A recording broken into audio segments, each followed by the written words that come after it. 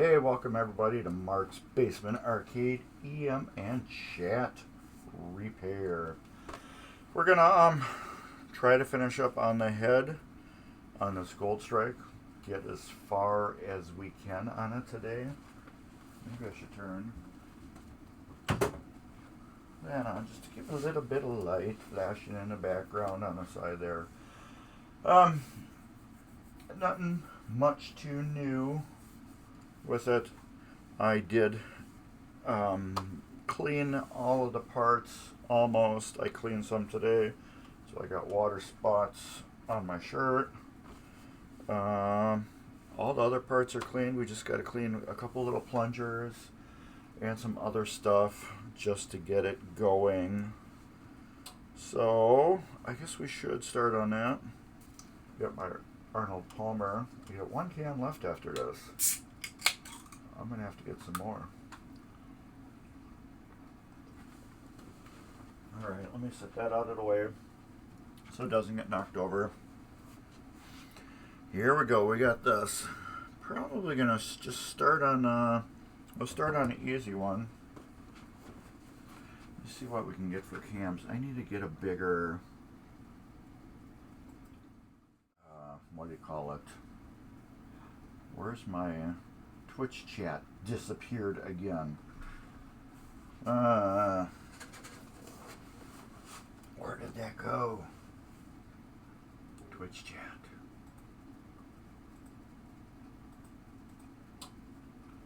Driving me nuts. And it's gone.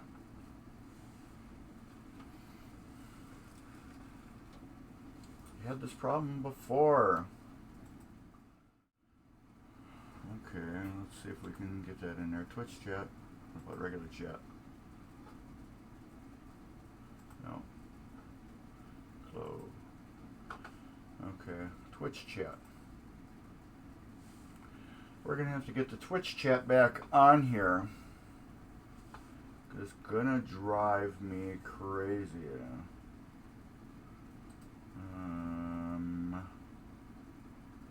Copy it.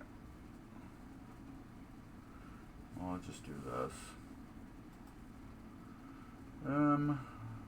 Browser. Add existing. Twitch chat. Okay. And make that visible. And turn that one off. That one's visible.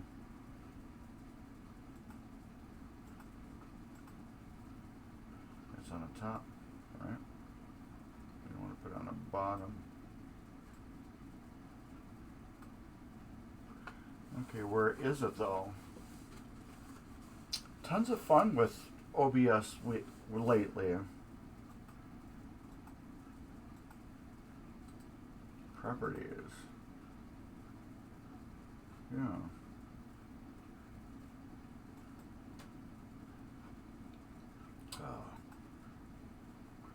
Let's turn stuff off and see.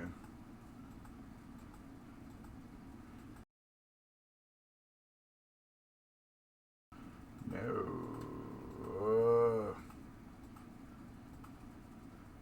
We don't want that one on.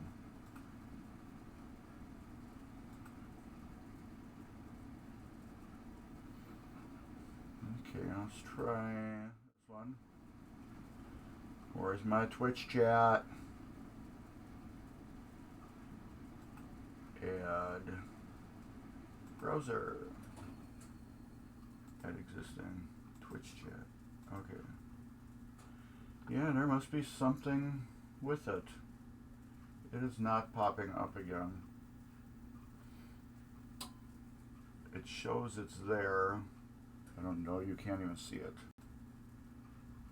It's right there in the middle of the screen. Docs. Chat.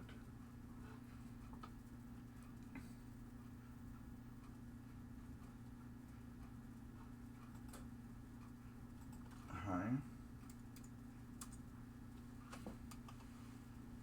Okay, now that's funny. Now we got two chats going up.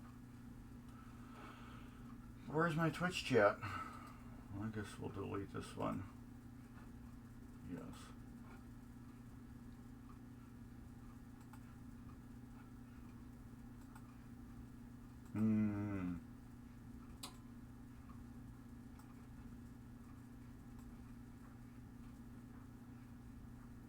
Great.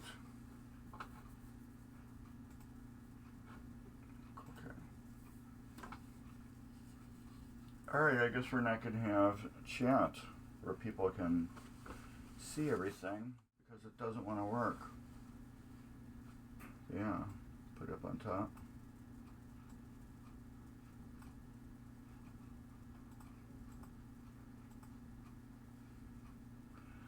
Alright, I guess that plugin is dead. Hello.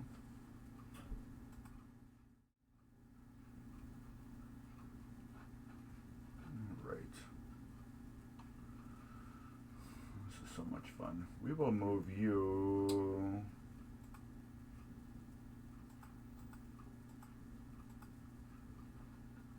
up here. That will work. Alright, hello everybody. My Twitch chat went dead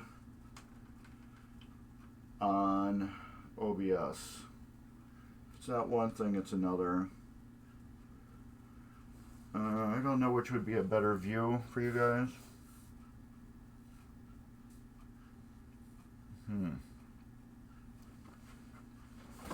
How about two big, one small?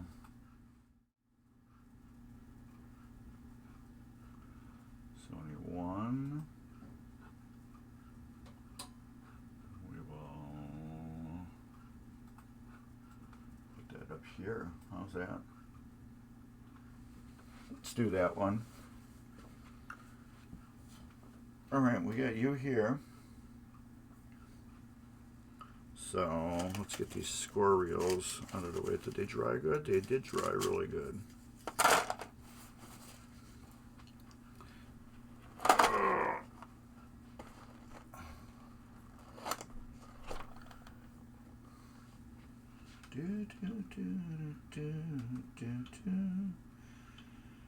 Alright.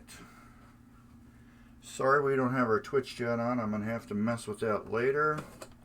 I don't understand what happened to it, why it's gone, what it did, why it decided to go bye-bye, but we will start working on these. See how clean we can get them. We'll put a couple reels together, and then we'll skip them, and then we'll go to the stepper. Let's do that. It drives me nuts when this OBS stuff happens with nothing you can do. I thought it was working last night, but apparently it's not. So I'm going to have to just repeat any questions I get today so we can have them logged onto the chat. And I believe I tried cleaning these, and they're just, the smoke is really caked into the metal. So there isn't too much I can do. But I'm going to try some naphtha on it instead. See if we can get this cleaned up with naphtha. Garbage. I should get myself a paper towel holder. You know, some type of neat fancy one. Okay,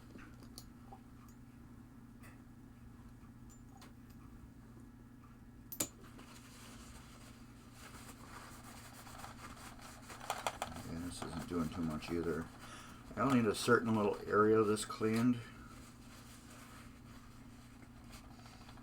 because I don't want any sticking mix or anything from the old stale glue. And well, it is like glue now. Crease. Old grease.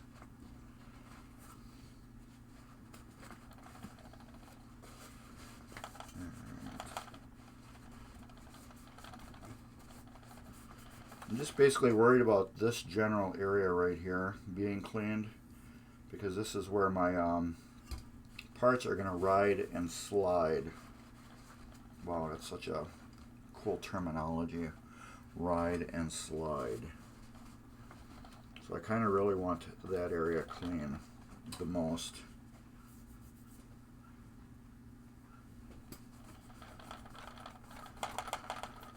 The rest I don't care about too much, because nothing is riding or sliding in that area.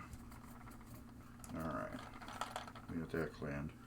I don't know if we can really use the buzzer in here. I guess we can to clean these if I hold them the right way.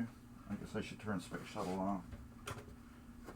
Don't really need that, but I do need the cord for the buzzer. Alright.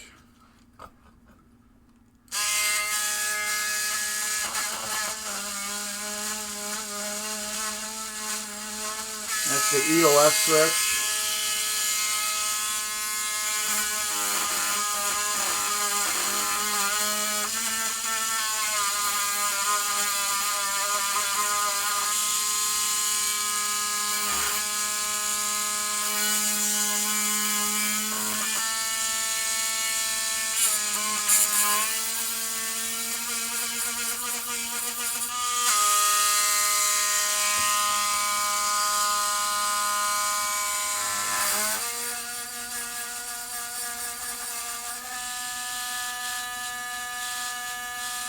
Weird how it gets quiet.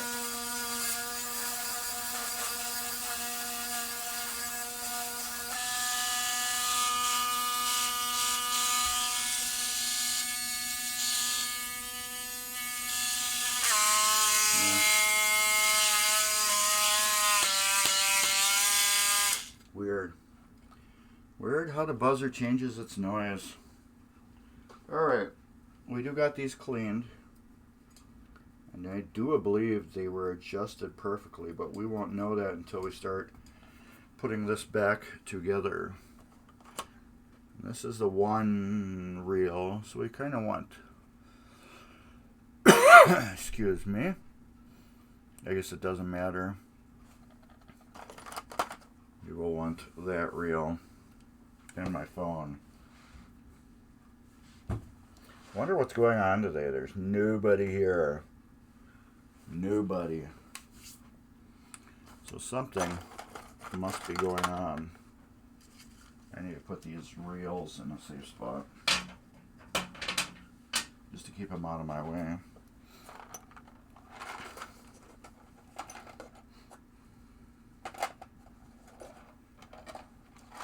Screws. That's all stepper parts. I'll put that down there, out of the way, but I do need at least one more of these for the score reels. Alright, screwdrivers.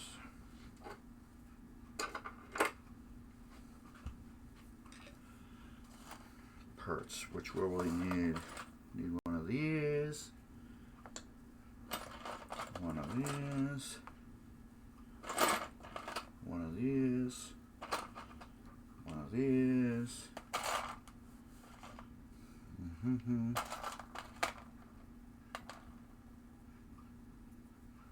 Where did these go? Did they go behind there? Yeah. One of those. One of these.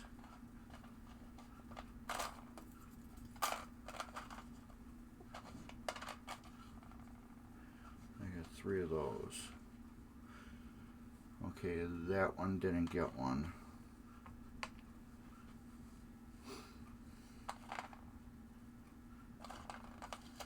C-clamp. And I can always go to my phone for my photos.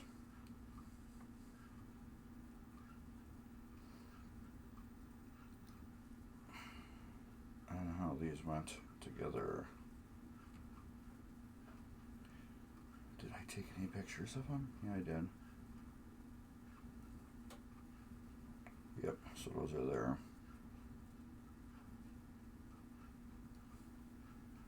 I do need a spring.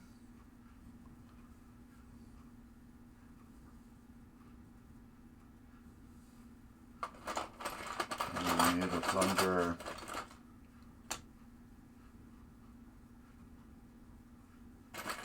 And a string. See, there's just so much stuff in these Gottlieb reels. It's crazy. Alright, I think we're good for right there. So we will get the screw out of here. We can throw it in there for right now. Get this off. Get this coil out. Take the sleeve out. Throw that in the garbage. Get my cleaning thing and see if we can clean as much of this out. And that's kind of in the way.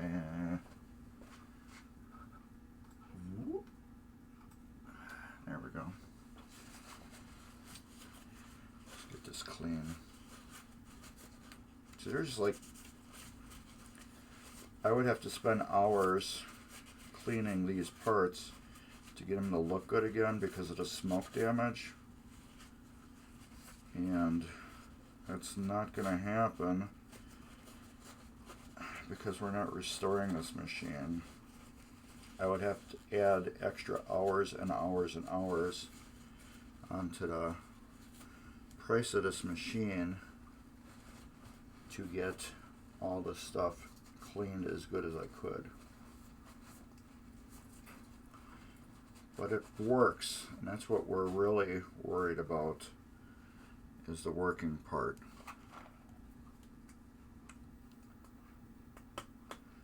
And that's the real issue that we're going to just address.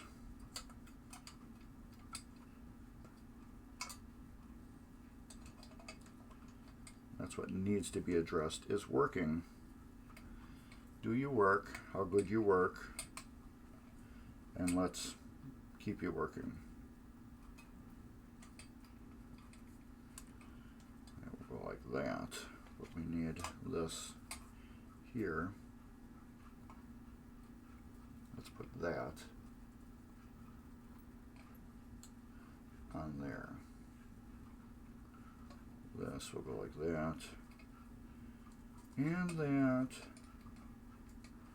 and this will slide in something like that, if we can get all the planets to align up correctly, like that.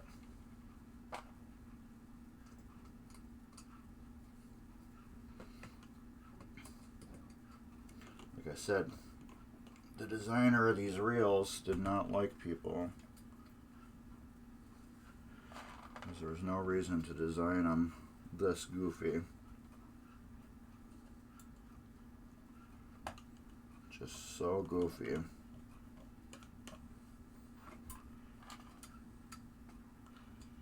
Nobody's here. I'm by myself. I knew nobody was going to be here. I'd play my tunes. But then I wouldn't be on Twitch either. That's tight. That's tight. You will go back there.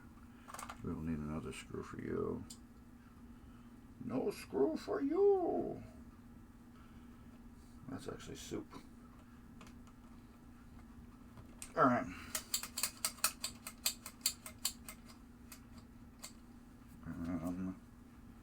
Adjuster. Let's give that just a tiny little adjust.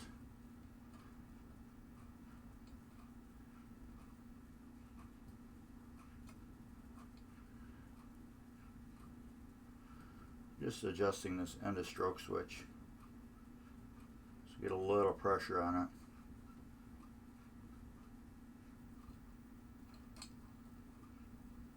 It's hard to do with these Gottliebs.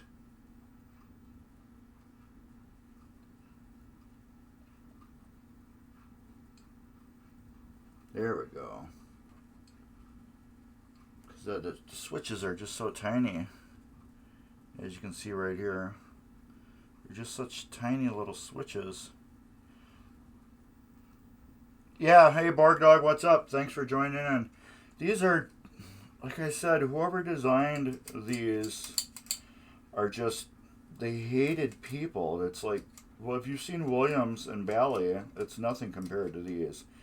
And then they got to use these tiny little leaves that are just a pain to adjust.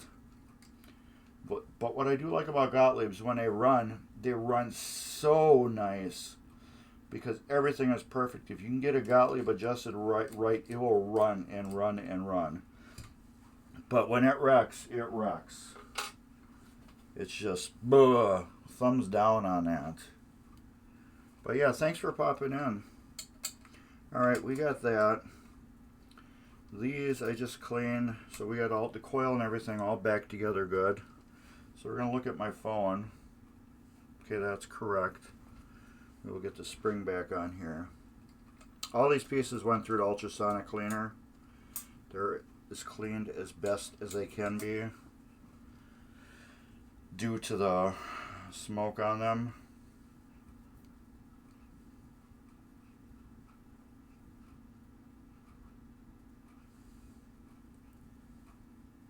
This right here.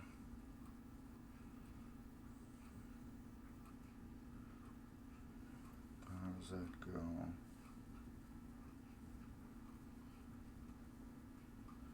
That will ride down in there. Okay, that was right. This, now we got this piece. It's going to be hard to focus. This piece, as you can see, it's got a groove cut through the center. Right there. There we go. Move my finger. It's got that groove cut through the center. That is important. That's going to be pointing down. That is going to line up in here with this. It's going to go right down over the stem, and that groove will be riding right down in there flat, which will eventually prevent this piece from spinning. That groove keeps this from walking any way that way. So now when we put pressure on it, this can only go back and forth. It can't wiggle up or down anymore either. So that's kind of like a piece of a structure that they kind of hid in there. These are always fun too, getting these back to lined up, because you need to get these gears that are on the edge here.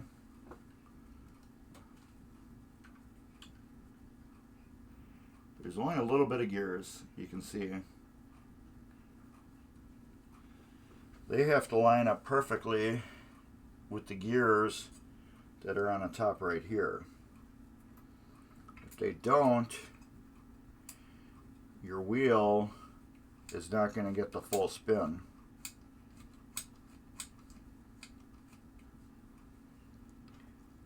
And the trick about it too is there's a giant spring underneath that is pushing this back up, which is another giant pain in the butt.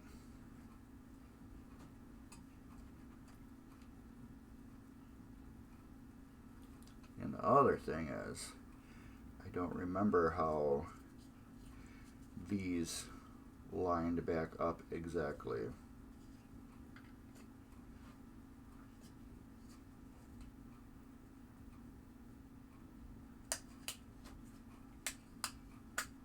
There. It lines up itself apparently. Yep, we're on 0 now. So it self-aligned itself on 0. Now we got this, which is notched. This is like a castle top, and this will click down and lock into it. Somebody should have cleaned these parts. I did, what do you call it? I didn't clean all these little ones. This goes on top. That's kind of like a bushing almost. This will go on top. This is a spring. It's a washer, but it's bent like a spring. And then this,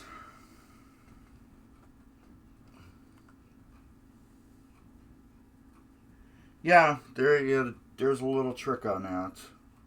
I just kind of did it this way. This is kind of what's working for me to do. These work really good though when you're got them back together.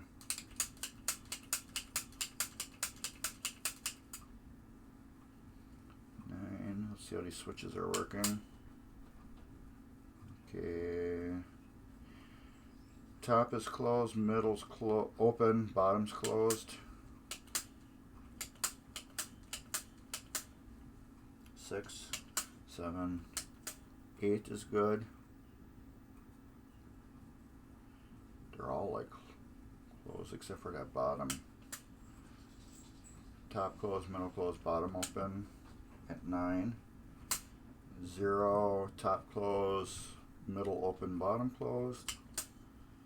1, top closed, middle closed, bottom closed.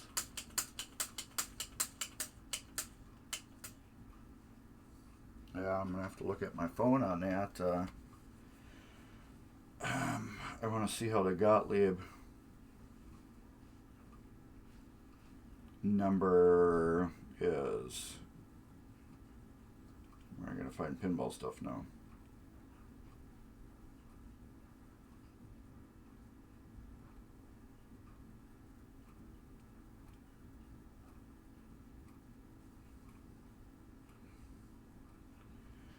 All right.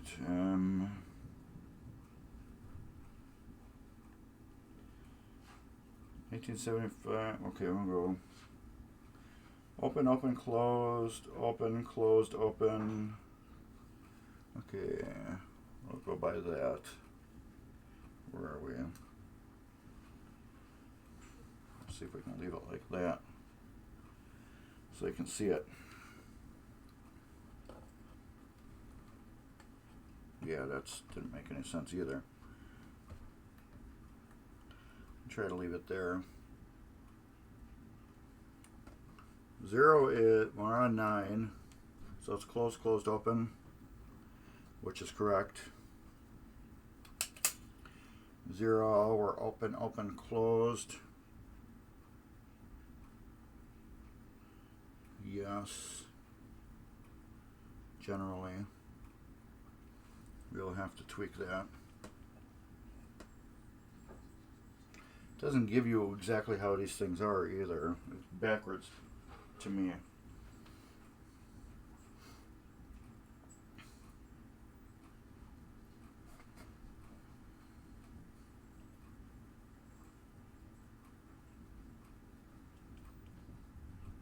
This top one should be open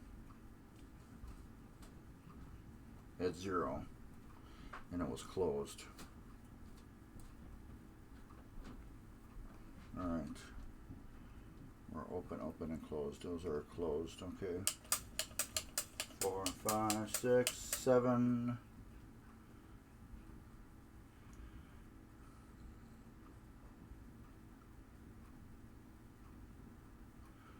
We're open, closed, open.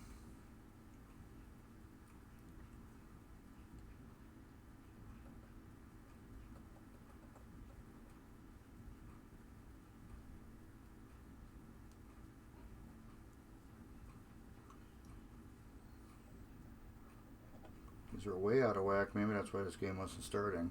Okay, we are on open, closed, open. 7, 8 is still right. And then 9. We're at closed, closed, open. We're on closed, closed, open.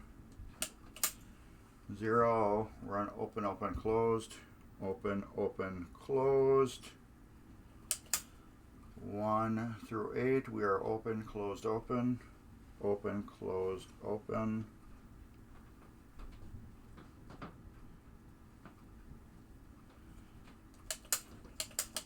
6, 7, 8, and then 9. Close, closed, open, close, closed, open. 0, open, open, closed, open, open, closed. Okay, we did have a problem with this chart. I don't know where it came from actually. If you want, I'll send it to you. It's got Gottlieb, Bailey, and Williams. I can send it to you. Email me at marksbasementarcade@gmail.com, and I'll email this to you. I'll send it to you. It's a nice chart. It gives you all the openings and everything you need. You can't see it too good, but gives you the two Gottlieb ones. Williams. I think I got a Chicago coin one too. Yep. I have even a bigger one. That's the one actually I'll send you. Hey Jeremy, welcome. So yeah, email me and I'll send you this one. This is all of them. You get the 2 Gottliebs, 2 different ballets, Williams, and Chicago coin. So yeah, just drop me an email, marksbasementarcade@gmail.com, and I will email that to you. What's up, Jeremy? Yes, Gottlieb fun. We just got done rebuilding these. I need to show you. Look how good all these square reels turned out after I cleaned them. These turned out beautiful after I cleaned them. Did you guys see them last week, how burned and everything they were? After I cleaned them, they turned out so good. Here's what they looked like before I cleaned them. This is what they looked like before I cleaned them.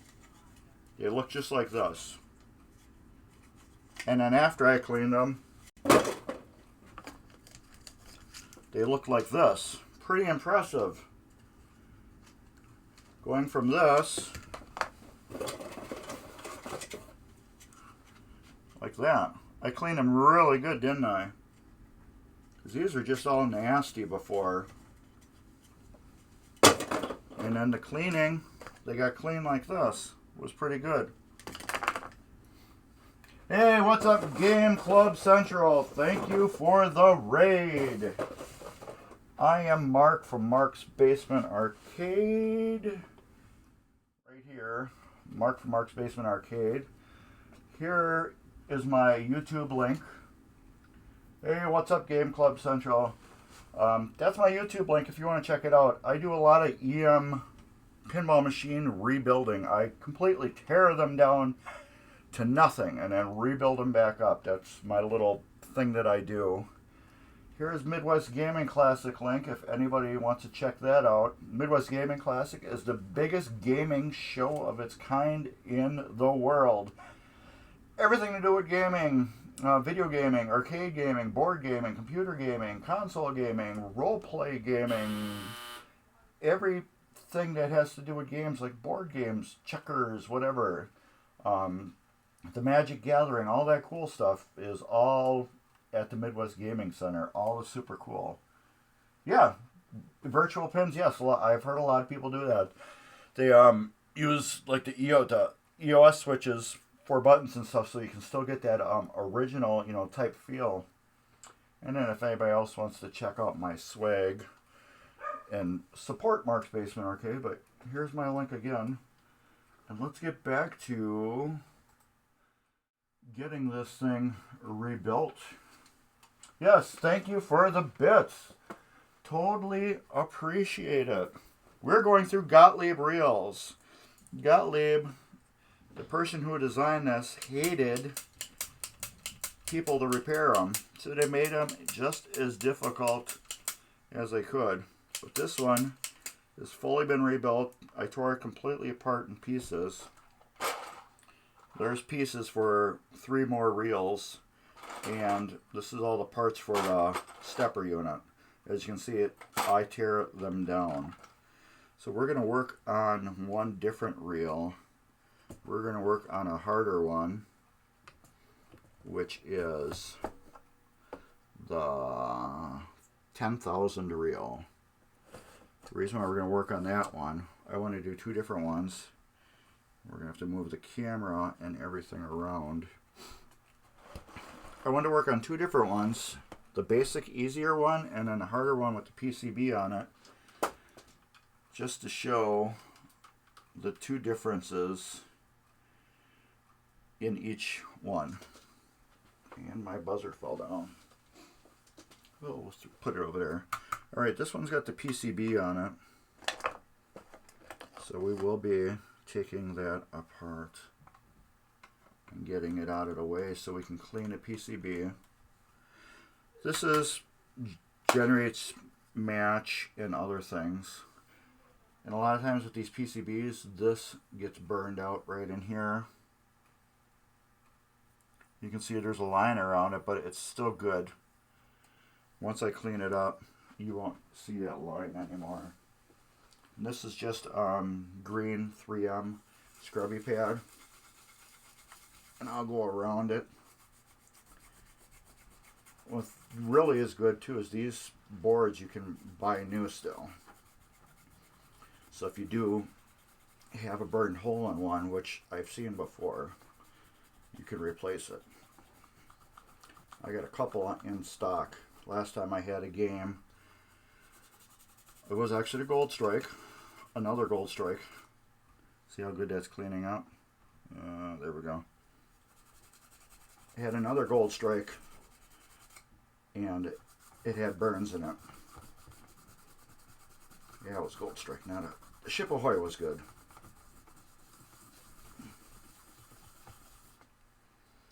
There we go. There, that's better. So this, what I like about the green 3M scrubby pad is that this falls apart in pieces versus tearing your PCB apart. There we go, nice and clean. Alright, so let's put that over there. We will need a little zipper loop for that, which is over here. Let's get a drink of my Arnold Palmer half and half. Super lube will be going on there, but we're going to wait till we get the coil off and cleaned.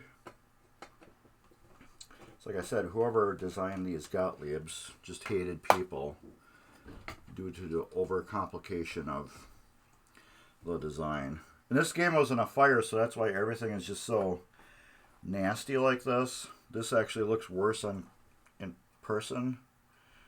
It's more like that. Pinball Resource. Or you can go to Marco. Marco gets their stuff from Pinball Resource. So, it's, do you want to deal with paying by a check? You know, you get an invoice in from PBR, and then you, once you get your parts in, and then you mail them, snail mail him back a check. Or if you want to deal with Marco, you're going to pay a little bit more. However, you're going to be able to order online and pay online. PBR, you have to call them up first and set up an account with them. After you do that, then you can order parts. And what I do after that, I do not call PBR anymore unless I have to for something odd. But I will just go on their website and copy all their part numbers down and email them. I need 4 of these, or 10 of these, or 6 of these. So then you don't have to call PBR anymore.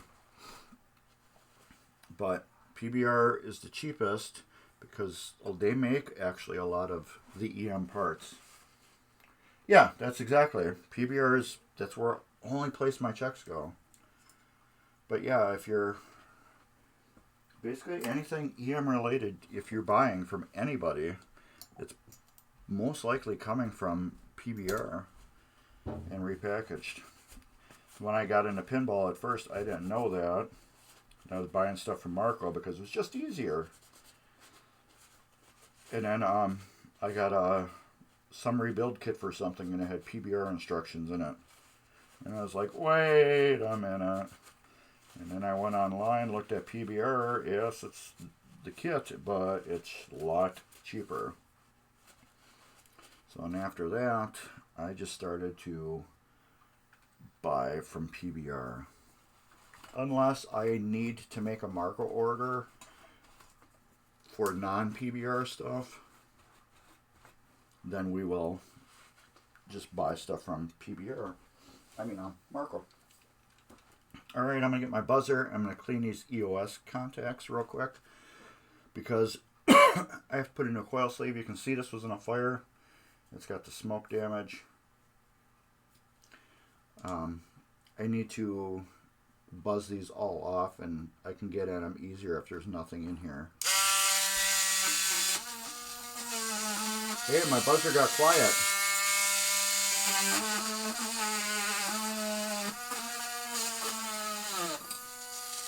My bit fell out.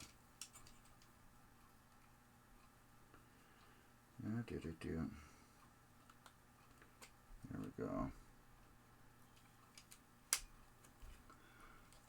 All right.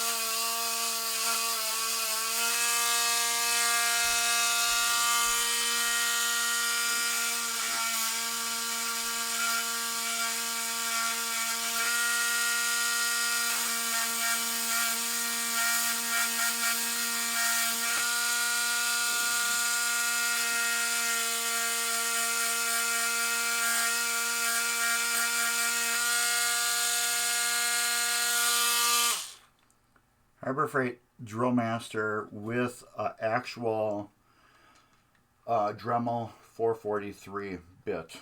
That's all this is.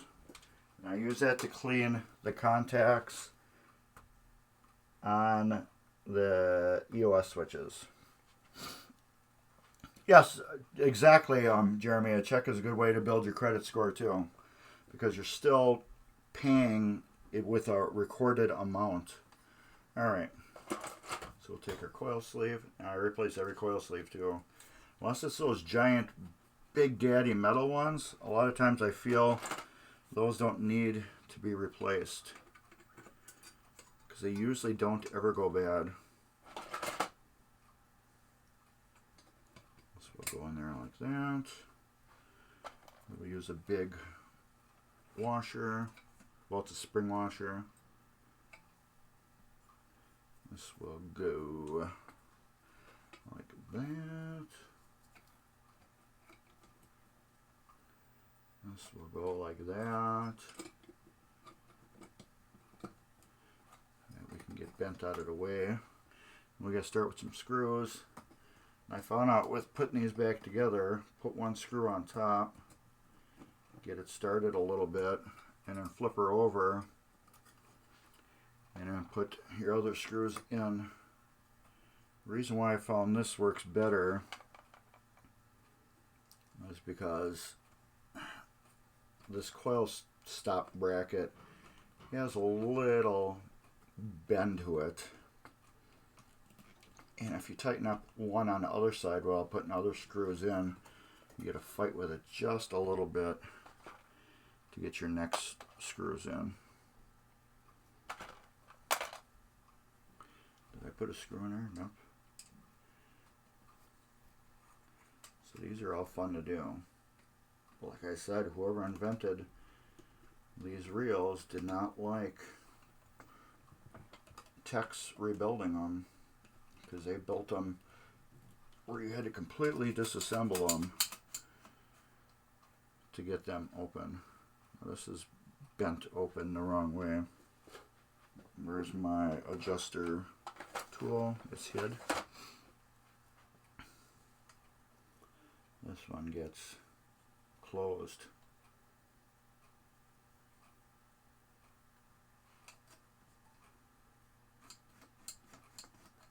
Alright, there's two EOS switches on this one. One, when it slams, it opens one, and then when it goes the other way, it opens the other one. Closed, open, closed, open, closed, open, closed. It's got that back and forth. Oh, no, you can't see it too good. Right here. Normal resting. This one's open, that one's closed. When it fires, closes this one, opens that one. That's how we're working. Now again, this is the first piece that goes down. It is notched. You can see it right there. Right here is a notch. That will ride in there. This keeps this plastic piece centered from walking back and forth.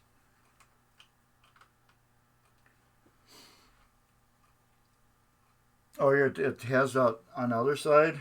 Yeah, I don't know why they change things and do them differently, but Gottlieb. It's just Gottlieb. Get the spring on.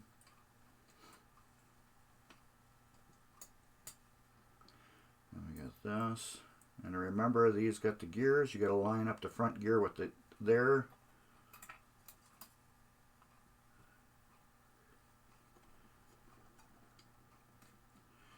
It's doing its thing.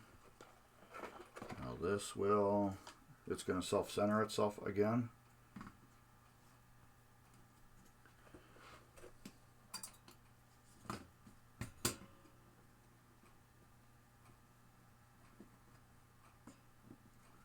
Come on.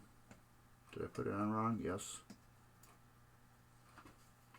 Well, that will do it every time. If you put it on upside down.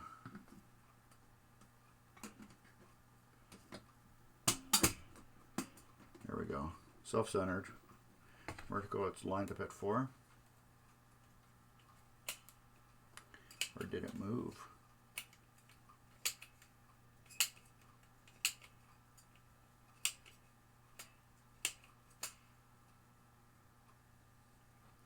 Doesn't look like it. We got this one here. No. We have this. This is the monster. There's 2 contacts on here. We're going to clean. I should have put this partially together first. Now there's a notch on the wheel here, and then there's a notch on the beginning of this. And those two have to line up together like that. Then we can put this down. And then I don't remember how this goes back together.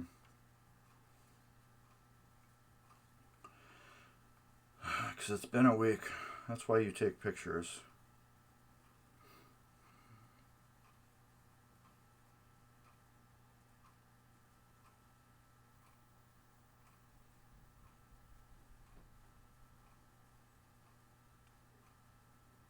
It doesn't get anything on it. Does it get it on the top though? Yes. Alright. Now I need to take a little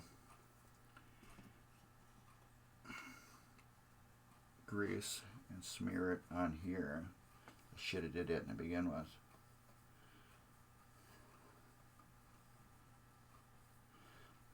Gladly, I got just a little bit on my finger.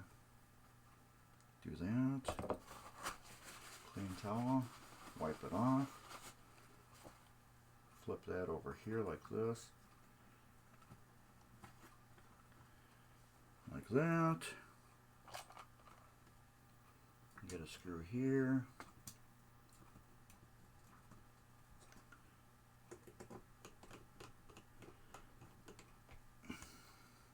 Get a screw here.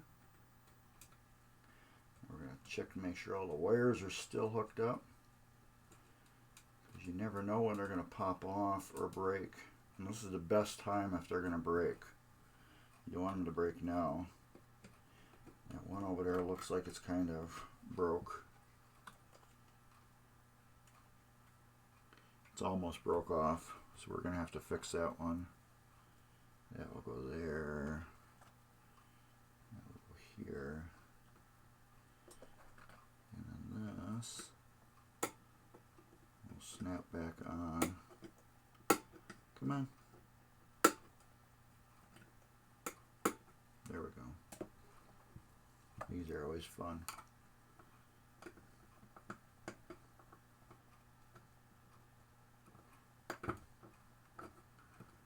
I like to make sure that they get a little spin to them. That way I know they're fully seated. This wire we have to fix. So it's almost broke off.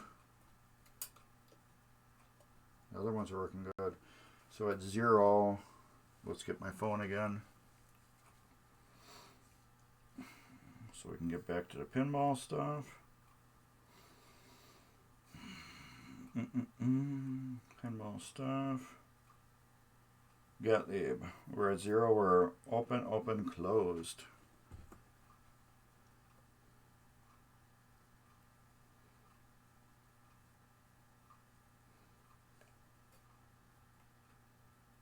And we're not.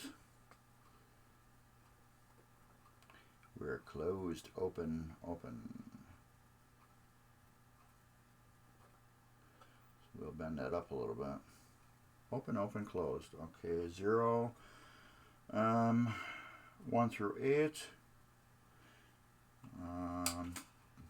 We're open, closed, open.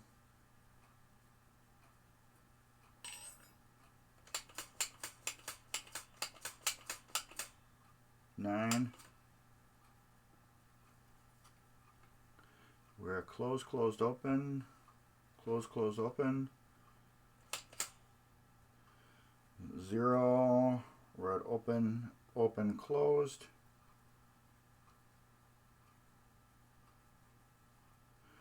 1. We're at open, closed, open. I need to just give that one just a little bit more. There. 1, 2, 3, 4, 5, 6, 7, 8. Open, closed, open. Open, closed, open. 9. Closed, closed, open. Closed, closed, open.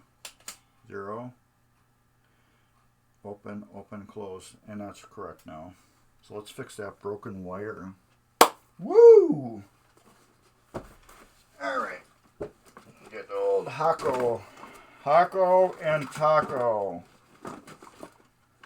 I want to thank Ed from Pinball Mayhem on the Hako lesson on how to pronounce the name correctly. Because Ed had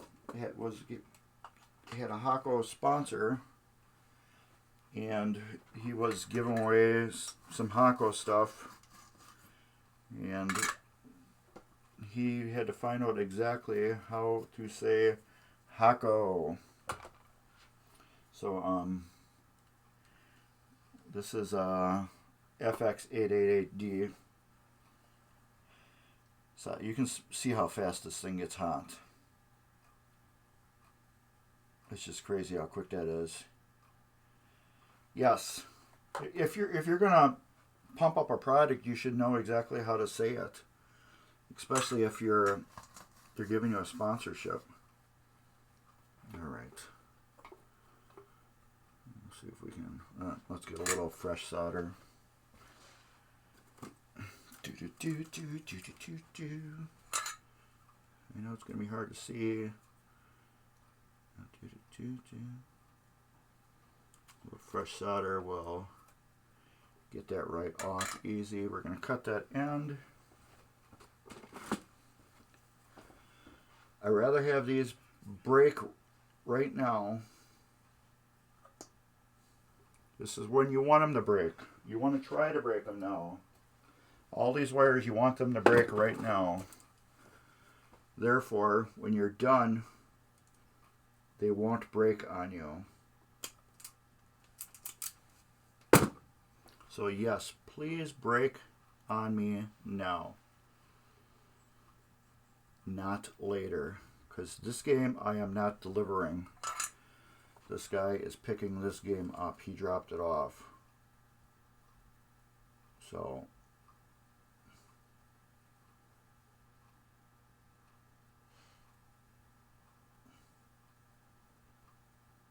I want this game to not break when he gets it home.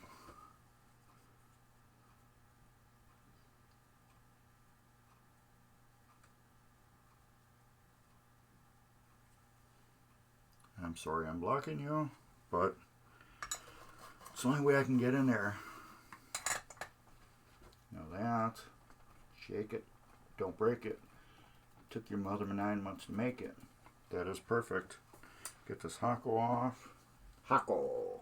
I love this thing too, this FX88D.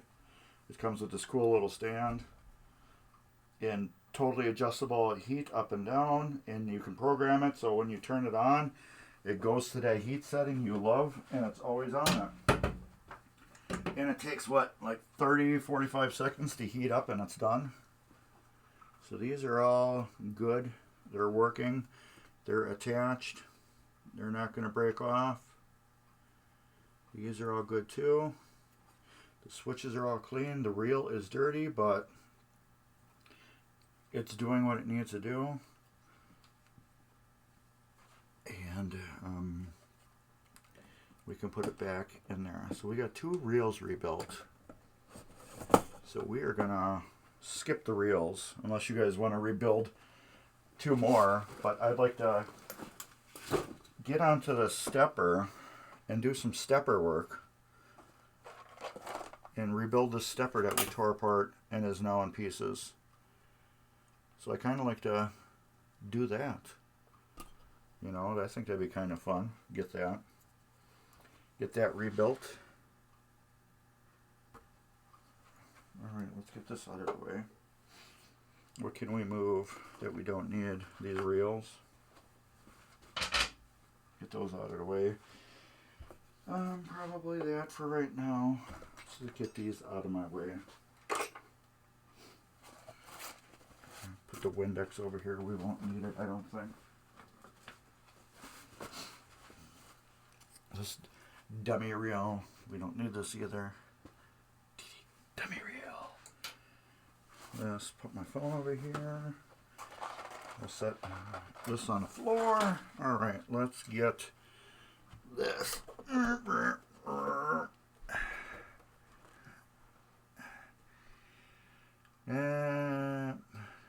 we're in the center. This we will spin around to get a better view.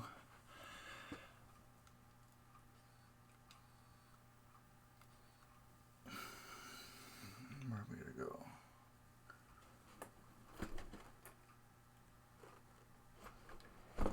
And trying to get all good views for everybody. Alright, the stepper wolf. Born to be wild, we need 2 coil sleeves. Get your motor running, get it on the highway, looking for adventure. Yeah, we need some new coil sleeves today. Dude. And I need my Allen wrenches again. You don't know what we can find. Won't you come with me, little girl, on a magic stepper ride in? Alright.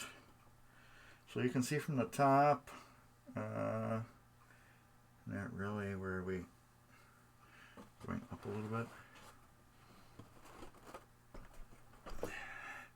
And this way.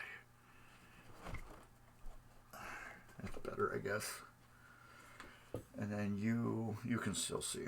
These got to come out with an Allen wrench so we can get at the coil and put a new sleeve in it.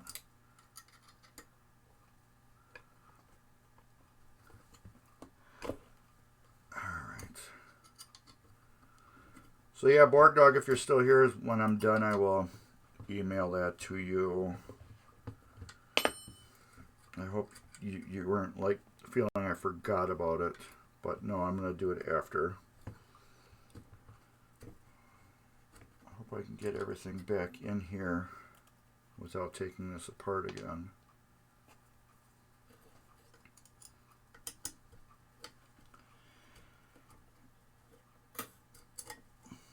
Come on.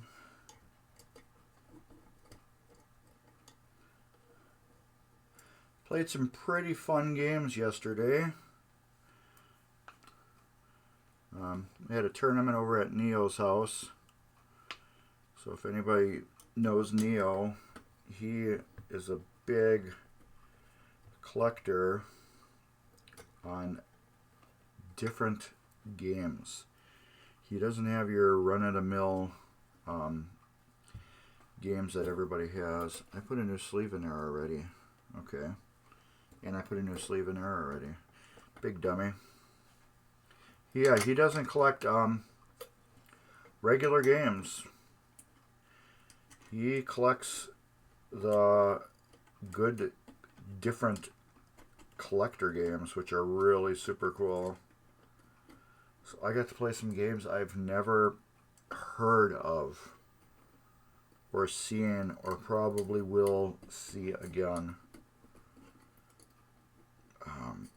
I played a Big Lebowski last night. Never seen that. That game is built so beautifully. The way everything is laid out with the toys and all that stuff. It is just a beautiful game. It's crazy. The only thing I wish they would have did about it, they would have used the LED screen. Or, I mean, LCD screen, like a TV screen in there, to have better video. That's the only thing I wish they would have did to that game. Because they had a LED, a color, like a color DMD. A little higher version of it. That's basically what was in it. I wish they would put, yeah, a LED like a modern game. Otherwise, that game was really super cool. I got to play like a mint orbiter. You don't see those too often either. Okay. Don't need the sleeves. Throw them in here though. Alright, now we gotta figure out how this thing goes together. I don't remember. I do not remember.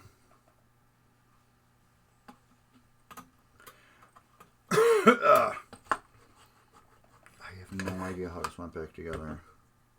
I don't remember how many times this was wound or anything. Because we did it on video.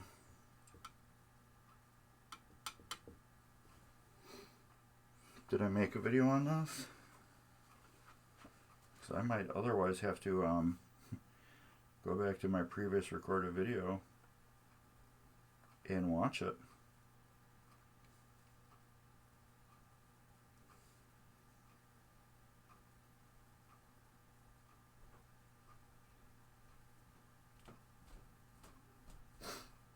Does anybody remember how many times this thing was wound around yesterday or last week?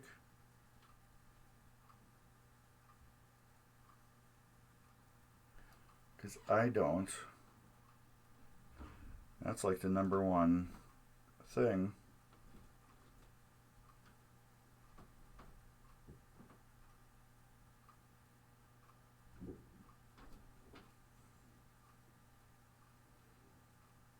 I'm guessing it was wound around 2 times or 3 times.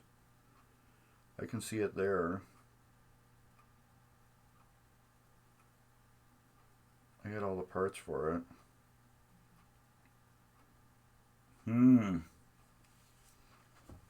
We're gonna have to go on the internet, and we're gonna have to look that up. Home. I think it was 2 times. I didn't make a video on my phone because I knew I was making a regular video. I got pictures of how it all went, but I never thought of making how many times it was wrapped around.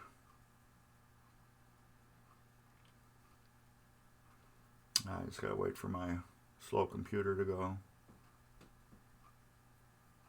Or my slow computer internet. Here we go.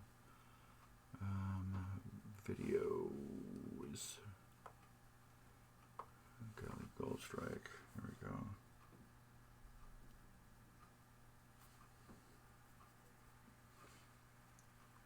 Play.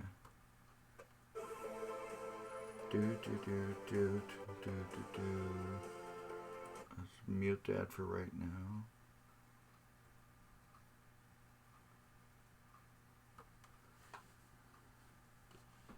Yeah, this is fun. After the stream is over and we're just jamming out. Right over here's the set screw.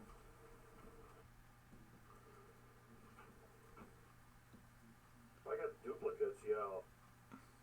And that's about it right now. Hopefully Ed will be back on Tuesday. Yeah, I'm talking about Ed being back. Took that or not. Get into good tunes. We had records, and then we had... There we go. Now we will take this off the top. Right over here is a set screw. Different colored LEDs and skittle that mode. Do we?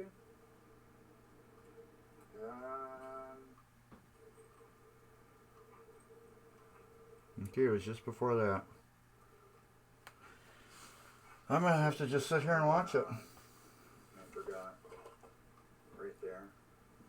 Or did I already have it loose? There. There's the Allen wrench. Yeah, I already had it loose there. I think it's a 7/64. Odd size. So I don't want to put this in an ultrasonic cleaner. This is always fun. So I do want to put this in there. Watching a video with you guys. Like that. Alright. These stops will stay because those are fine adjustments. We really don't need to go messing with them. Let's see if the spring is under tension, which it probably is. Yeah, it is. Let's get the switch loose. Come on, Mark.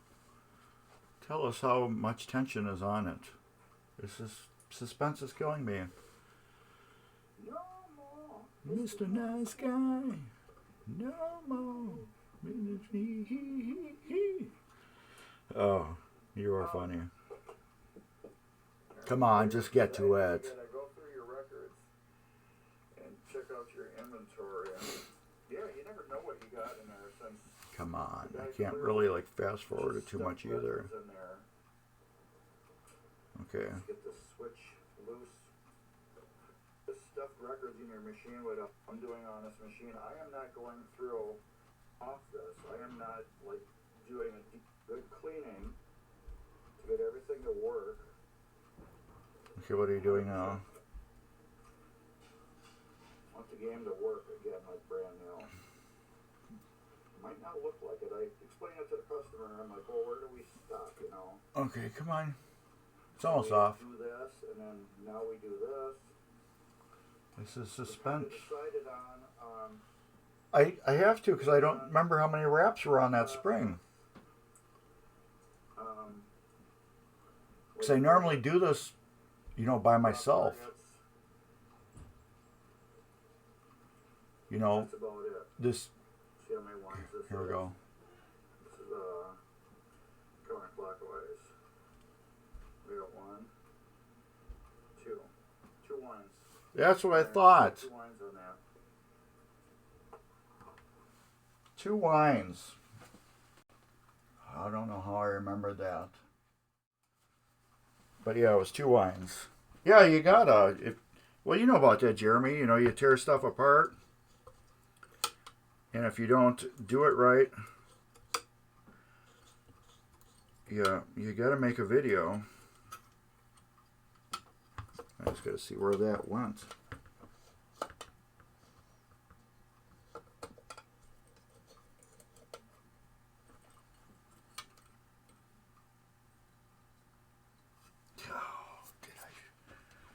It has 2 winds on it.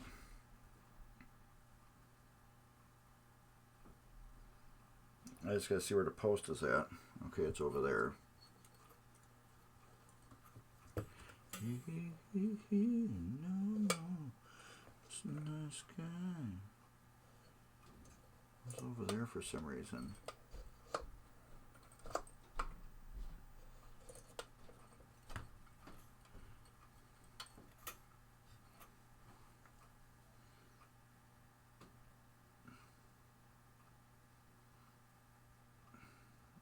Okay, I guess I should fiddle this to how I had it. Okay, this was, I didn't even have it zeroed out either, did I? No.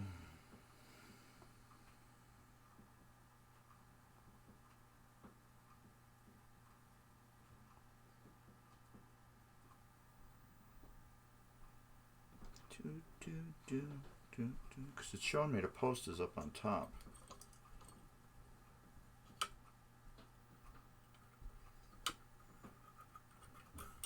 One and then 2.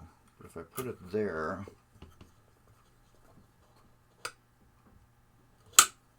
I'm guessing that's got to go like that.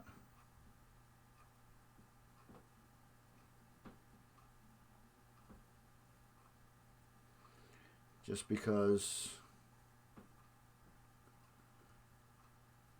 you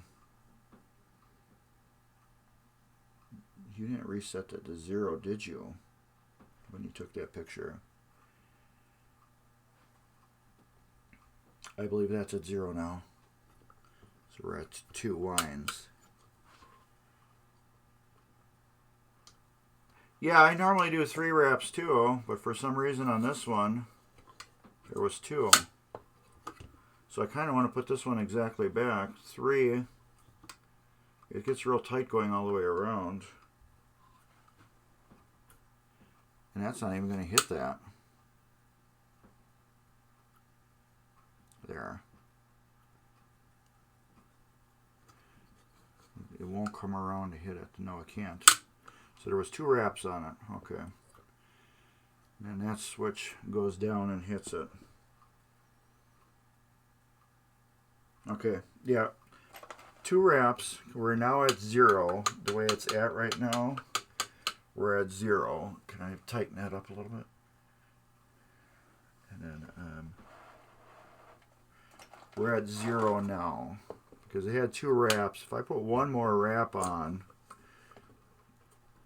I think this thing's going to be wound up so tight.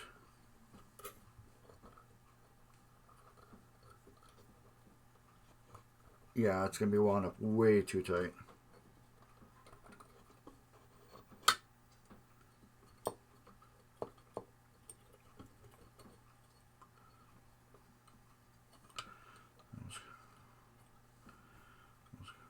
One, 2. Yeah, third one's just going to be way too tight on this. It's got to go that way and then reset. So that's going to be perfect at 2 with this. Yeah, normally every other stepper I do 3. But this one was just so tight at 2.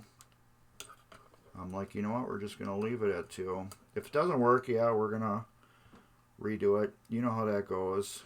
If you don't like it, you just go back and throw that extra wind on it. But yeah, it seems really good where it's at right now. So I'm going to leave it at 2. But I like 3. Alright, so we can take this switch and get it back to where it belongs. And that's going to keep it from unwinding now too. Normally these steppers I rebuild on, what do you call it, on regular, my videos. I don't normally do these, the Gottlieb ones. I've never done a Gottlieb one like this before, where I didn't make extra videos for myself. I've never done one live like this. So, which is good though. Everybody gets to see it, see any faults that I got. Yeah, and it's doing what it's doing. And that needs to close, so we're going to do some adjustments on it. No more Mr. Nice Guy. Do, do, do, do, do, do, do. There we go. Let's buzz it first. Hit the buzzer. I wish Dave would pop in here since I can use my chat, because he's got some cool thing that lets you pop in other people's Twitch streams.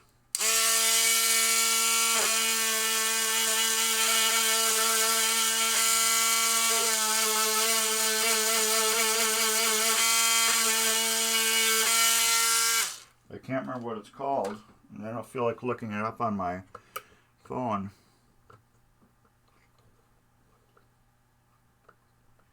That's got to come up a little bit. That is bent right in the middle.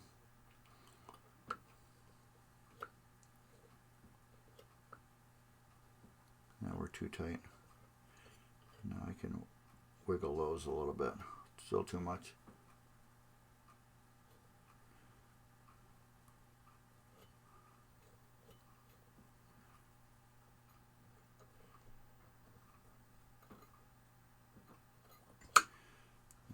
Let's give it a little oomph to it. Let's bent it the wrong way. How much do we have?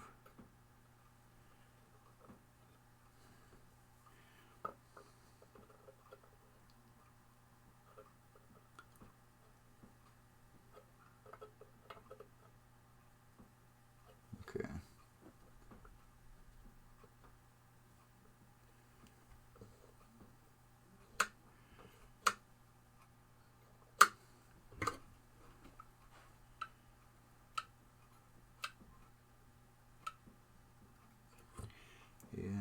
A little tweak, yeah.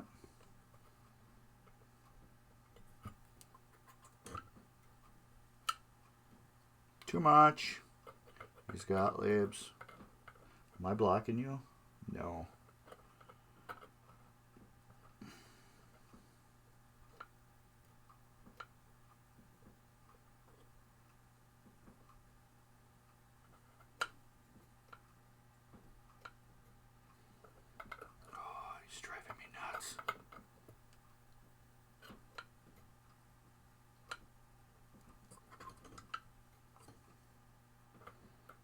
Bring you up a little bit.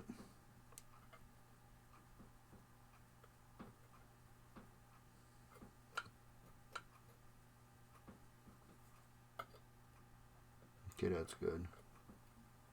That is not.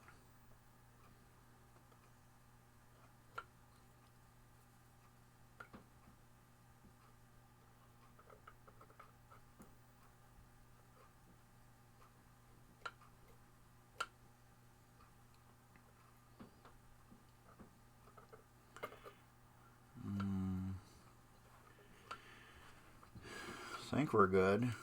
I am just really crazy on how I adjust things. That's me. That's not this game, it's me.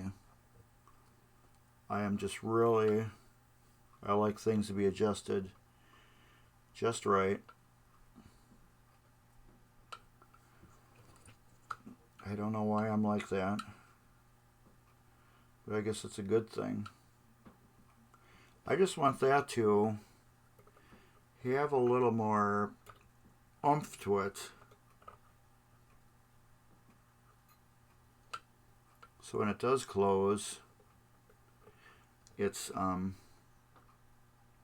it pushes real tight on it. And this sleeve is like, sleeve is like bent in the middle.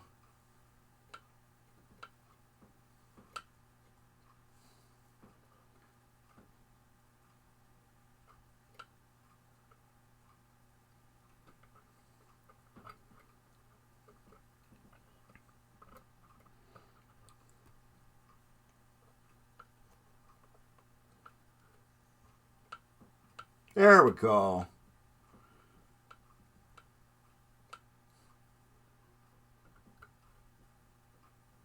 I think.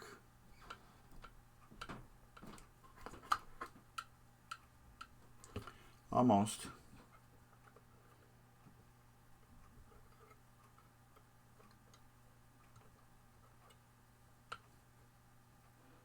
Now I got that the other way.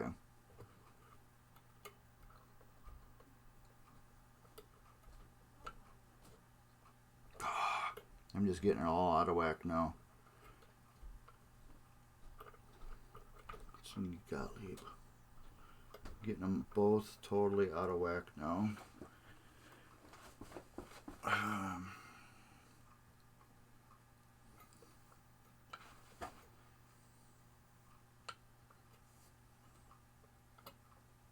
That one's pretty good. What it is, it's this, the leaf, the way it,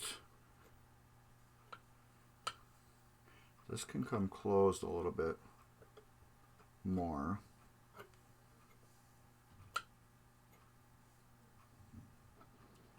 This can go a little bit more that way, a little more that way.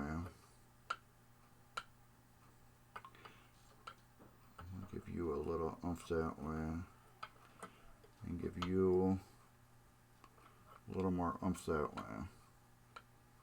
There we go. That way's perfect.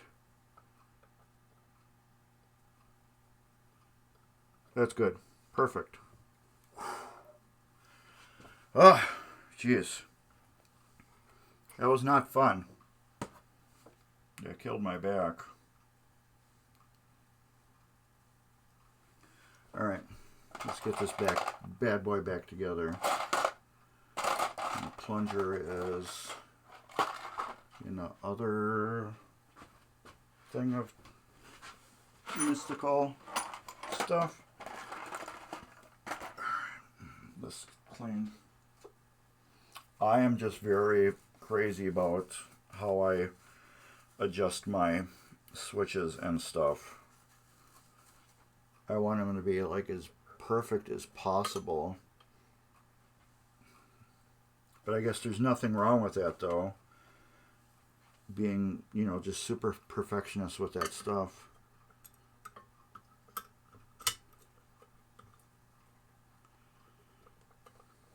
You better be a super perfectionist with it than being a hack and not getting it correct, you know what I mean?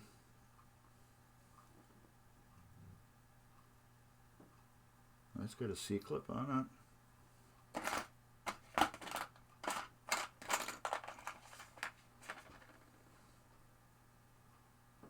That's just a nasty looking C-clip.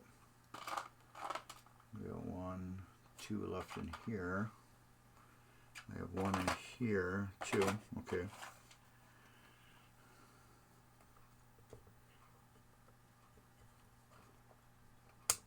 There.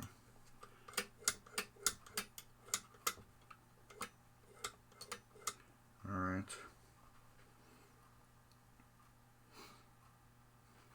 This can go on here.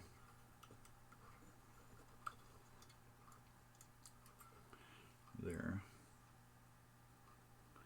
We'll get another rod.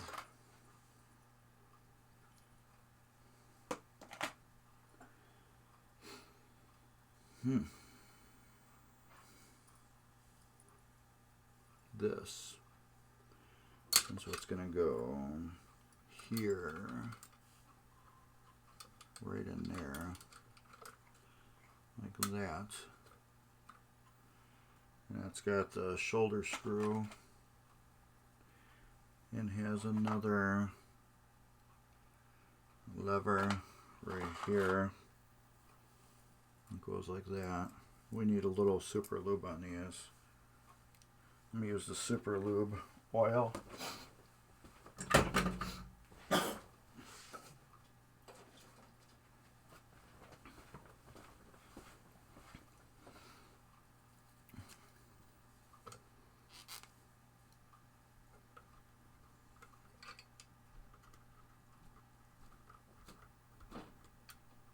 I like the super lube oil on these parts.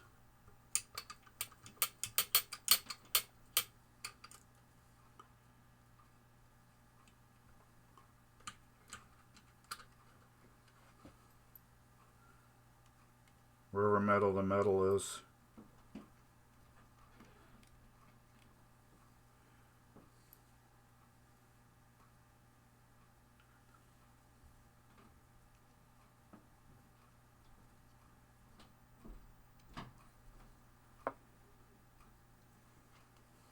Okay, phone.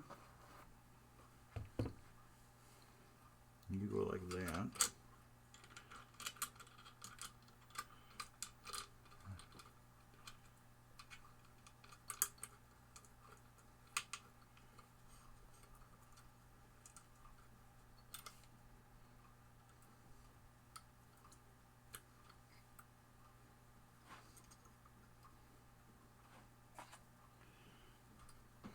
This goes over here like this. No, Mr. Nice Guy. Oh yeah, come on, get up in there. There we go. And that I have to, what do you call it? Twist it.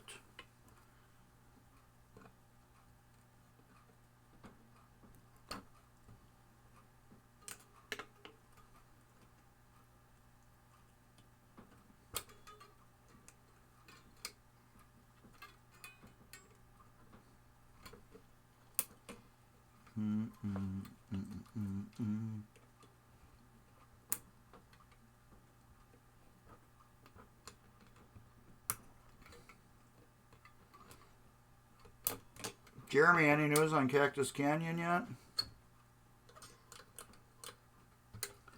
I heard I seen Kerry got his. I was wondering if you got any news yet. I know it's kind of like you could just get an email and be like, okay, pick it up. I was wondering if you got any other info, like maybe next week or, you know, anything like that. Any expectation?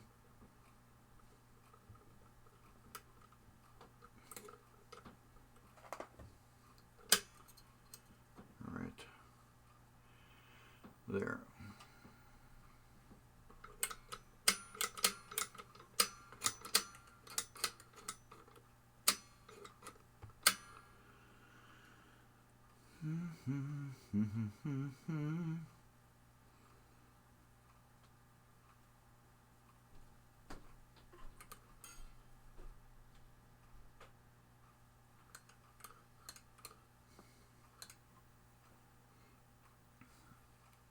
All right. I think that's right. Yes. I believe it is. No news. That sucks. Something like this, no news is not good news. You want to know. I know they just, you give no warning. It'd be kind of nice if you had some warning. Like within the next 2 weeks, you can kind of plan your life on what's going down. If you need to take vacation, to pick it up, or some type of guesstimate. You know what I mean? That is loose as it should be. This we will clean off.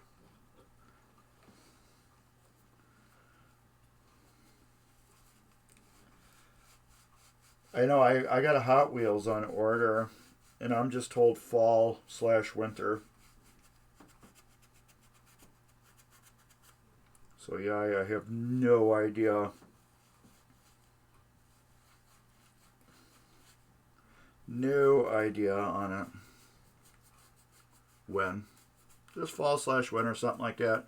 Maybe earlier, maybe later. It all depends if people cancel their sales. You know how that goes. So I might get mad and be like, I don't want this no more, and just cancel their sale. Where'd this washer go? That washer went on top of that other thing. Okay, we have to put that back. Take that apart and put that back on there.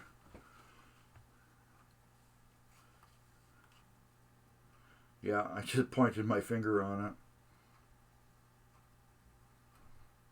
On the next picture. I took beautiful pictures though.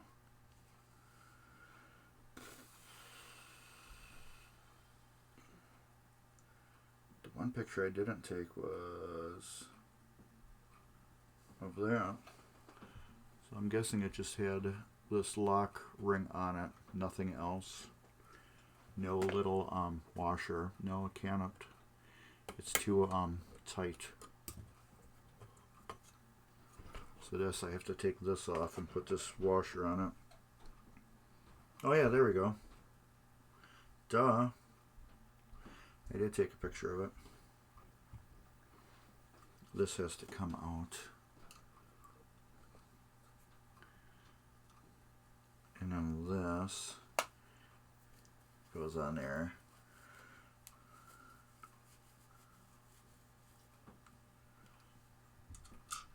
Like that. And then that. This, all this stuff is just, I can't believe what smoke does to all this metal. Yeah, it would polish up real super nice, but you know, you're gonna take the time to do that.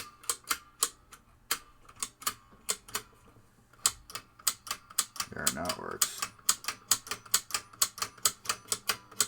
Can't go up anymore.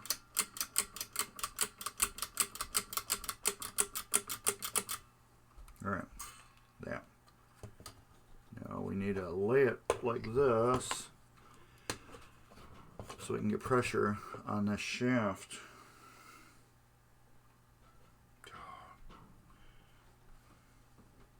Now I did mark that. I did remember that.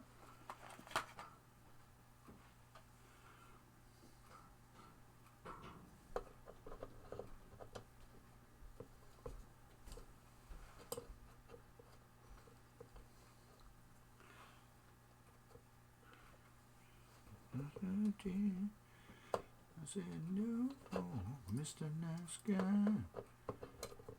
Which way did I mark it, though? That's the way. I marked it. That's the way. I marked it. Alright. Us, I am crazy. Say it, I don't care. Mark, you're crazy. But yes, I am. If you don't believe me, ask my wife. She will tell you, yes, he is crazy. That's the way. I like it. Alright, let's get this out of the way. The towel. Wipe the excess off.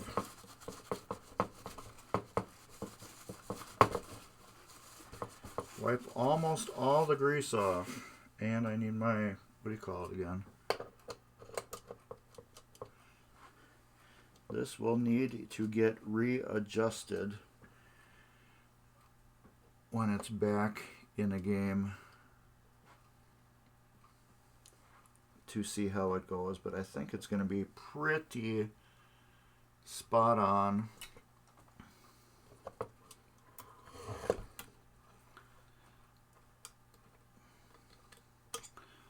Nope, it's the 1/8 dummy. I think it's going to be pretty spot on.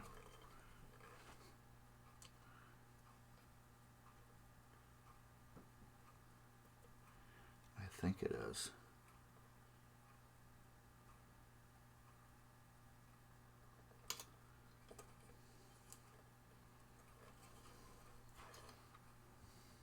Yeah, it looks like it.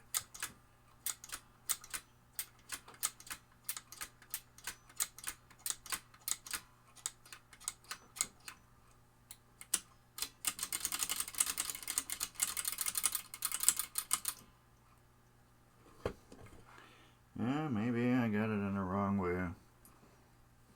Picture. I think that is wrong.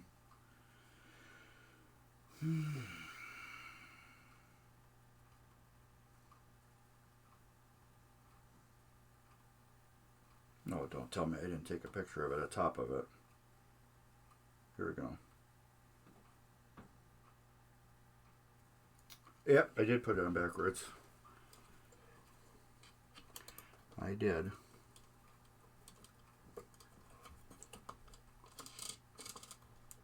There. Now that's correct. That's the way. I like it.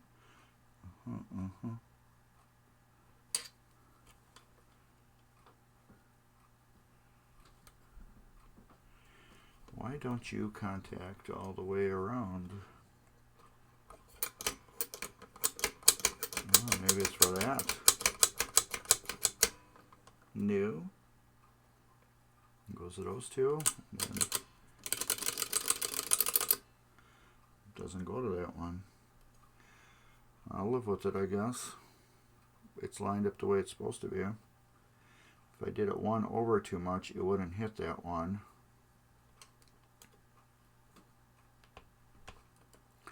I guess we'll see when we got juice to it. So yeah, we got this one wire here and nothing hits that pad. Doesn't go back far enough to hit it. But then when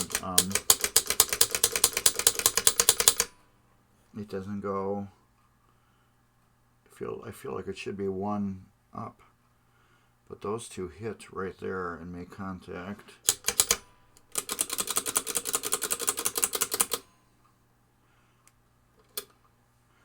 Yeah, it's just this one doesn't hit.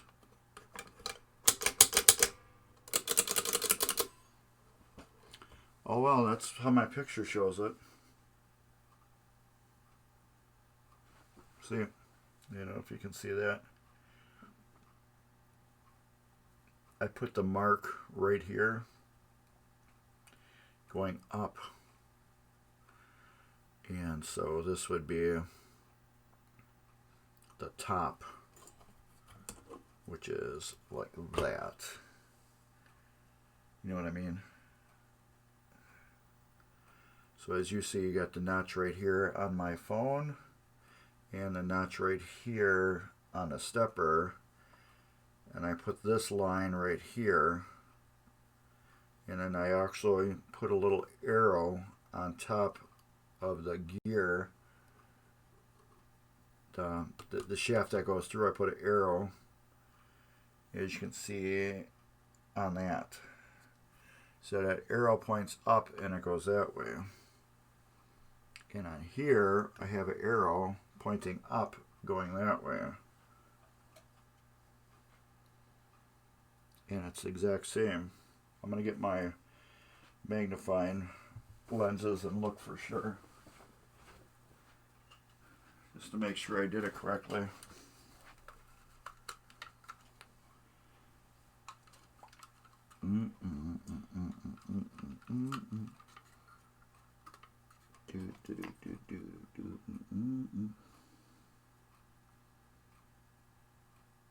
Yeah, I don't see nothing else different on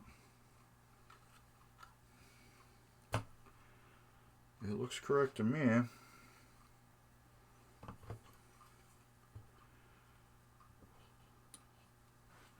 far as I can see.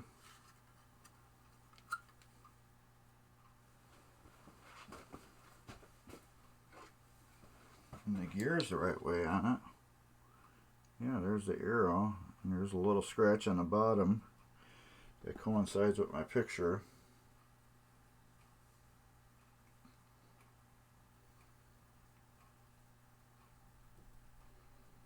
Yeah.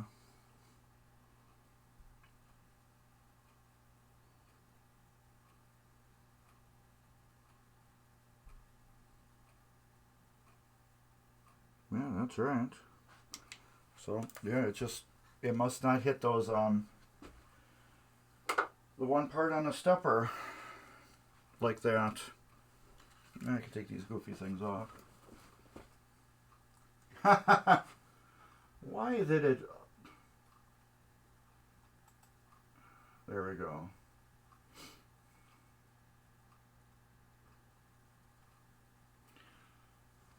I allowed it and it still blocked it. Why would it do that, Jeremy? It said you were crazy. And I'm crazy too. And I said allow. And it blocked it for some reason. Unless it was way up on top. Let me see. Why would it block that? I allowed it. Anyways, yeah, Jeremy, we are both crazy. You gotta be crazy sometimes, you know, to get things done correctly. Just like with my, although I'm crazy. But yeah, it blocked your comment, and then it said allow or deny, and I allowed it. And it says, thank you for your feedback, and it still denied it. Which is, yeah, I don't understand why it would deny it. Because it said, you know, moderation alert, you know, allow or deny comment that I'm crazy. And there's nothing wrong with saying you're crazy. It's actually a compliment to me. But, I don't know, I allowed it, and it said, thank you for your feedback, and then it disappeared. So, blank Twitch. You know what I mean? Just blank them. If they can't take a joke. Alright. So we're going to tighten this down because my pictures say it's correct. And I'm guessing just this is a stepper, a basic stepper piece that is used on other ones, and the way the wiring is, this just doesn't have any contact. This wire right here, it just doesn't, it never contacts it. It never goes to that wire. Nothing goes to it.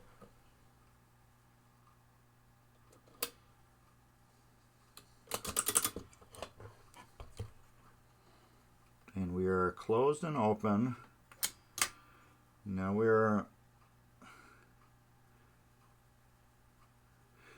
open and closed. We can't go any further.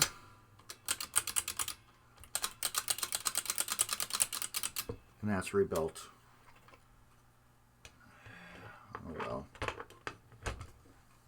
So, but no, Jeremy, that's a compliment that I'm crazy. And I thank you for complimenting me on that. But Twitch doesn't see it that way. So they can go blank theirself, you know. I took it as a compliment. Somebody saying I'm crazy.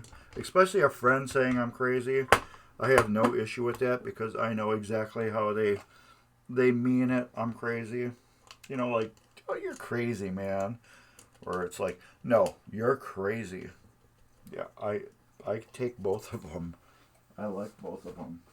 Where the hell did I put my big screwdriver back? Because we didn't need it. But now we do. So we have that tight.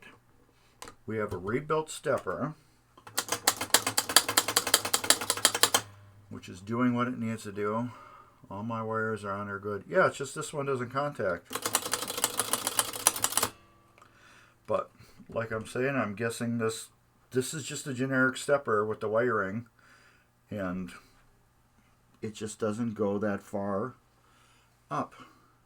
If I went one more this way, none of these would line up my what do you call it? My marks I originally put on there before I took this apart. So none of those would line up. This would be twisted more over that way.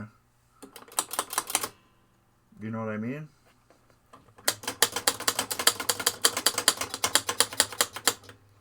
They're going to the last two contacts here.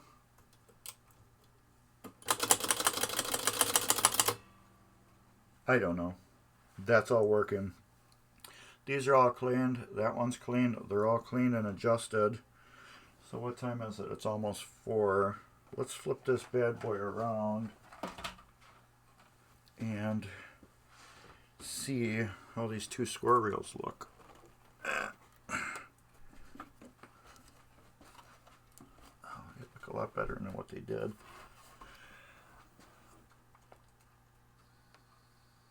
There we go.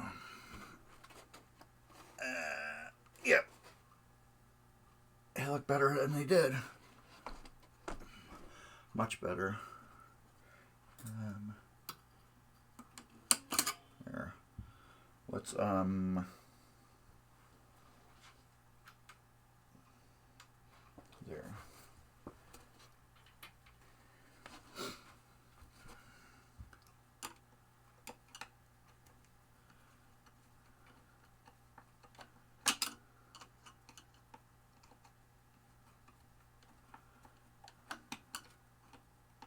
See, I'll show you another one too once I get this off. Born to be wild. Jeremy, did you see that Dave got a jukebox? He's got a little, I don't know what it is. I think it's a row. Alright. See how dirty this one is? Now look. I cleaned it and it's that clean now. Looks really nice, doesn't it? So yeah, Dave's into the 45 jukebox now. Dave Brennan. I showed him your video of your that album player, and he's like, "Wow, that is crazy, the album player." And I'm like, "Yeah, that's like a machine like doctors or lawyers must have had in their houses to play albums." I showed him that video and he was just like, "That is crazy." But yeah, I believe whoever owned that originally back in the day had loads of money to buy something like that.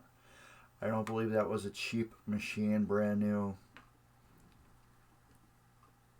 I believe that was an expensive machine, but it's a beautiful machine though, and you got it working so nice. Oh yeah. So there we go.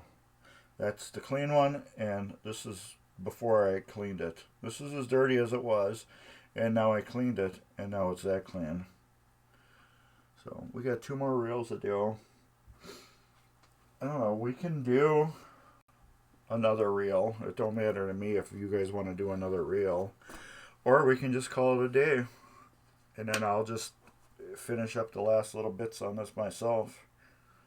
It doesn't matter. I think I got to go through the sockets yet and clean them. Do the little socket things. But yeah, those numbers are beautiful compared to how they were. So I'm glad I found some local ones where I could swap them. Oh yeah, my phone keeps blinking. Is anybody getting new spam text messages? Let me know if you guys get them. That's one thing I'm getting now is spam text messages that drive me nuts. It's totally driving me nuts, these spam text messages. What I'm getting is text. Why don't I have that on? Nope. I don't have recent followers following along now.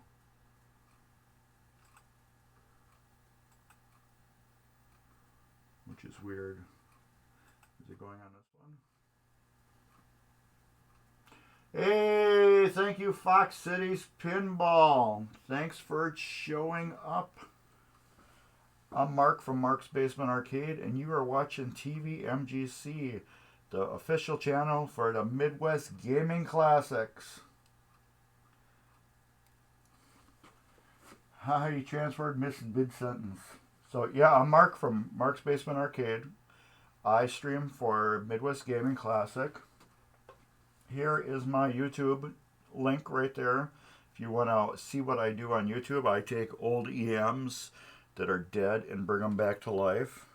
Like for instance, we are working on this right here. It's a Gottlieb Gold Strike. It was kind of was in a fire, but it's been redone. I am just going back through and rebuilding everything. We rebuilt the stepper today. We rebuilt 2 score reels.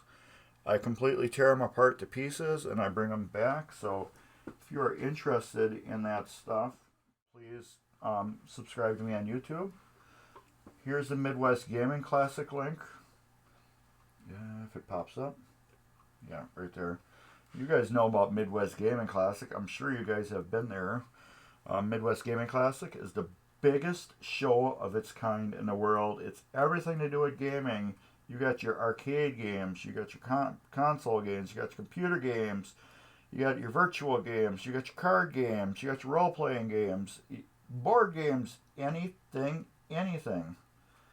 Oh, if you're afraid to work on an EM, go to my channel. I break down every single little piece and show you exactly how every little piece pulls apart.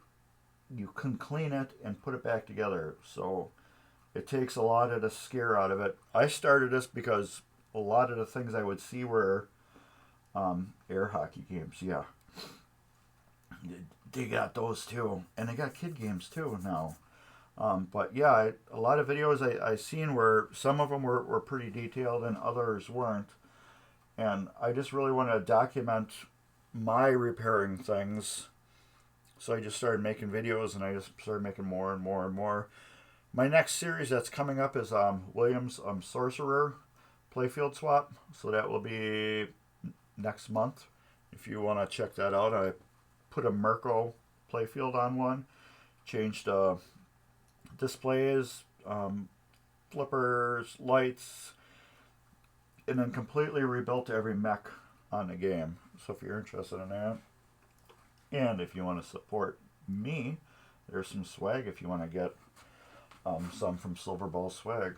Why is my thing blinking? Yes. The spam texting is driving me nuts. And I just delete them. Here's this thing that I was looking for last night. Made to help focus and increasing energy. They are still providing free bottle last time I checked. But unsure for how long. Check it out. No. I don't know you. And I'm deleting it. So I'm getting tired of these spam texts. I like to find out who got my number and has been sending it out. But yeah. So I'm going to probably just start working on these score reels if you want to watch. Seems like a good product. So yeah, you got the top view. You can go down a little bit on the top. And then the side view. I need to get these done anyways, so if anybody wants to watch me put them together, we will do that.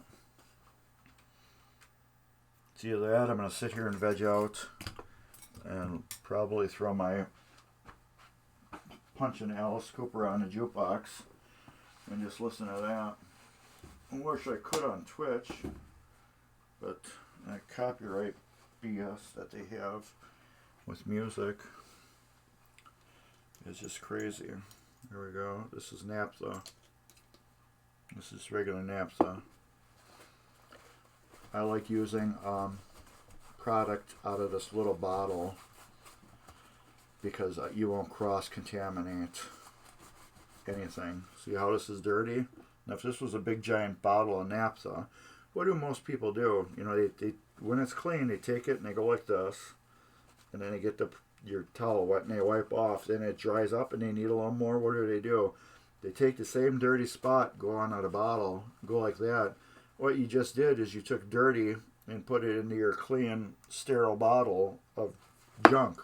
So now you just contaminated your whole bottle, can of whatever, alcohol, naphtha, or whatever. So that's why I like putting them in little bottles like this where they're protected and they always stay clean. Because, yeah, otherwise, if I would put the can of naphtha and shake it back on her like that, I just put all that dirt into my good naphtha bottle. Let's get the buzzer out and clean these contacts off. Where is that? Is just one, or is that two? That is just one. That's the end plate.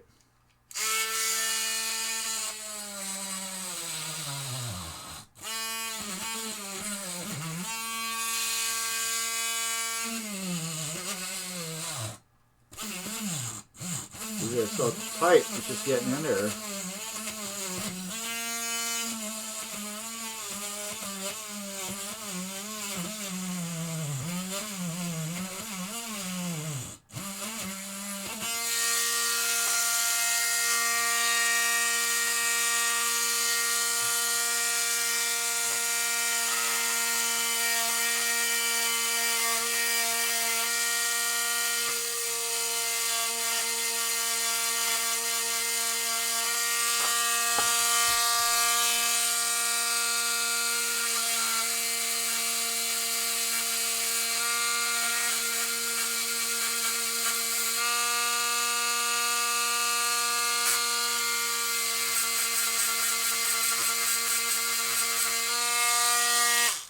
This is just a Harbor Freight cheap Dremel.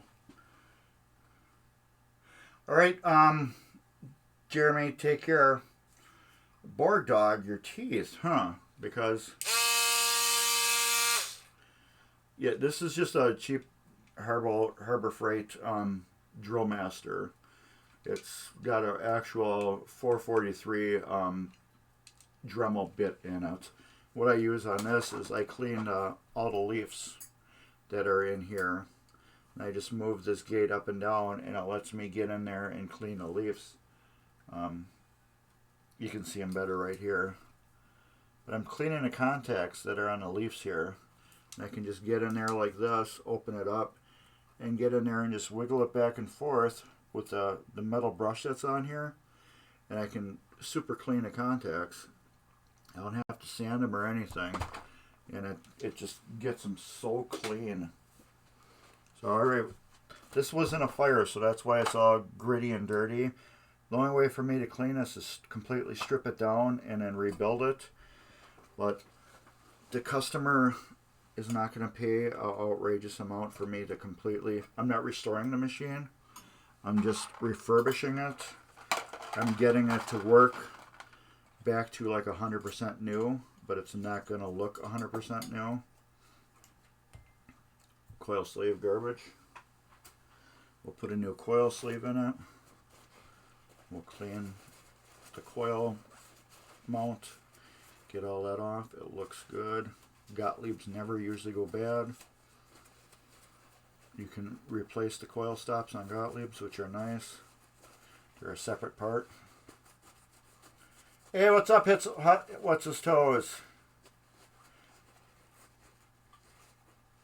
Yes, they're perfect for this type of work. I would not use it for anything else, but for pinball, for cleaning leaves, these are the bomb. Yes, if you really need a Dremel for some other reason, buy a Dremel. Buy an actual Dremel. Do not buy this for your work, because you will be upset. Alright, get that like that. We'll go like that. We will put this is the like spring lock that keeps kind of like pressure on it. Get that. Like, wow, we put a giant coil sleeve on there. Where's the baby ones I had?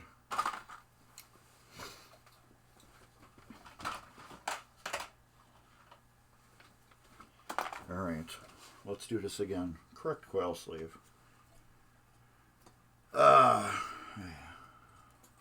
Get that.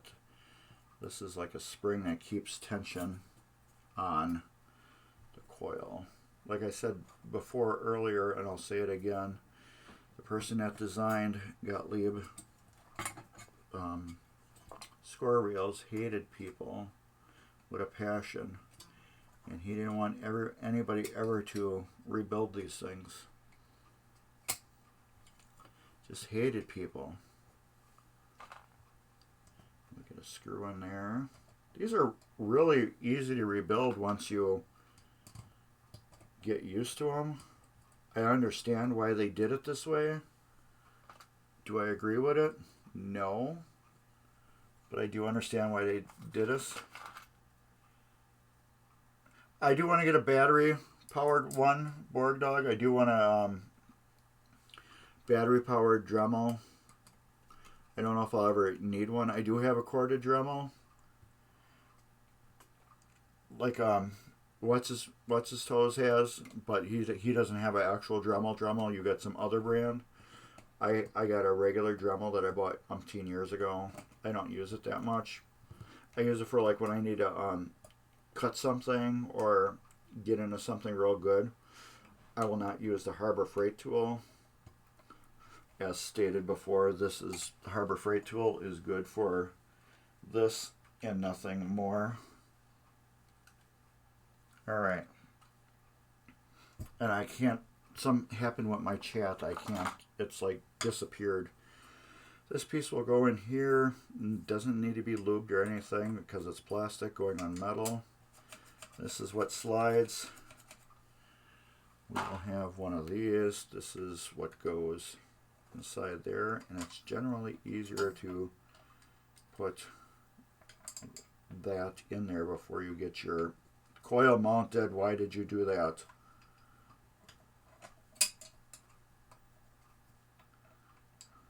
I might have to take my coil off. Jeez.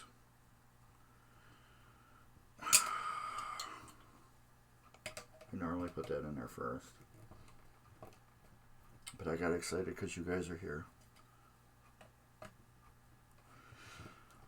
Those locking washers do their job, that's for sure.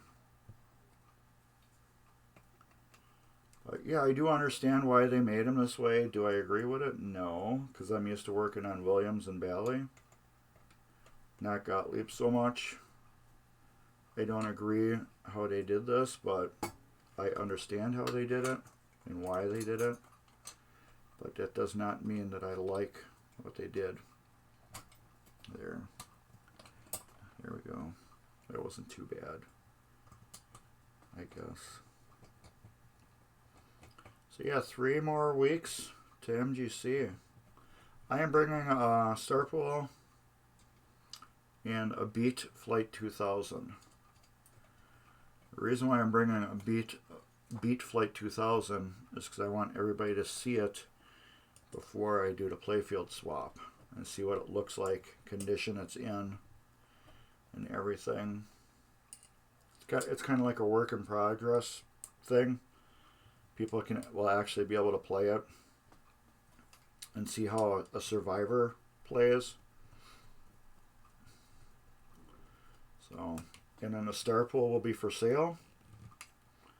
If you guys don't know right now, the Star Pool, it's a Williams, basically star action, triple action 4-player. However, it's going to have an EM scorekeeper in it. And a new product by the EM scorekeeper, it's going to have a tracked mode. So yes, it's going to be an EM with a tracked mode on it. Nobody's ever seen that before. So yes, when the game is over, lights are going to start flashing on the playfield. Alright. This piece right here, I've showed before. It's got a notch on it right in there. You can see how it's like cut away. That goes down a shaft here, and it keeps this more steady and locked in to where it's at. Right in here. It will keep it. No, I'm not a big purist. No, not at all. I think it's a cool mod. There are teeth here, just on the top of this gear, right here. And they go, you have to line them up perfectly with this gear. Otherwise you're going to have issues. No, I don't mind tasteful mods. Let's put it that way. I think EM that's got a tracked mode it would kind of look great to some people and kind of not great to other people. Now, if I really was bad, I would skittle the machine with the track mode on it and really drive everybody nuts. This thing, you just have to get down there just right and then spin it, and it will find its own home every time. I don't know how it does it, but it does. It finds its own home every time. And then you need to hold it down again. You'll have this special type piece that goes on top here, and it will lock down into there like a crown.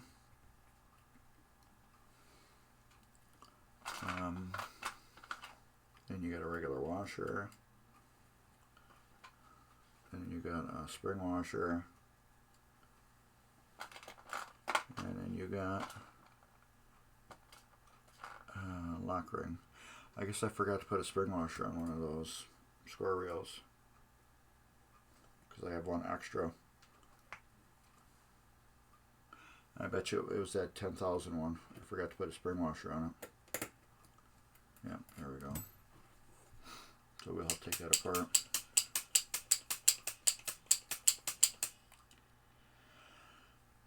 The scorekeeper thing, it's gonna go where the cards are on the apron.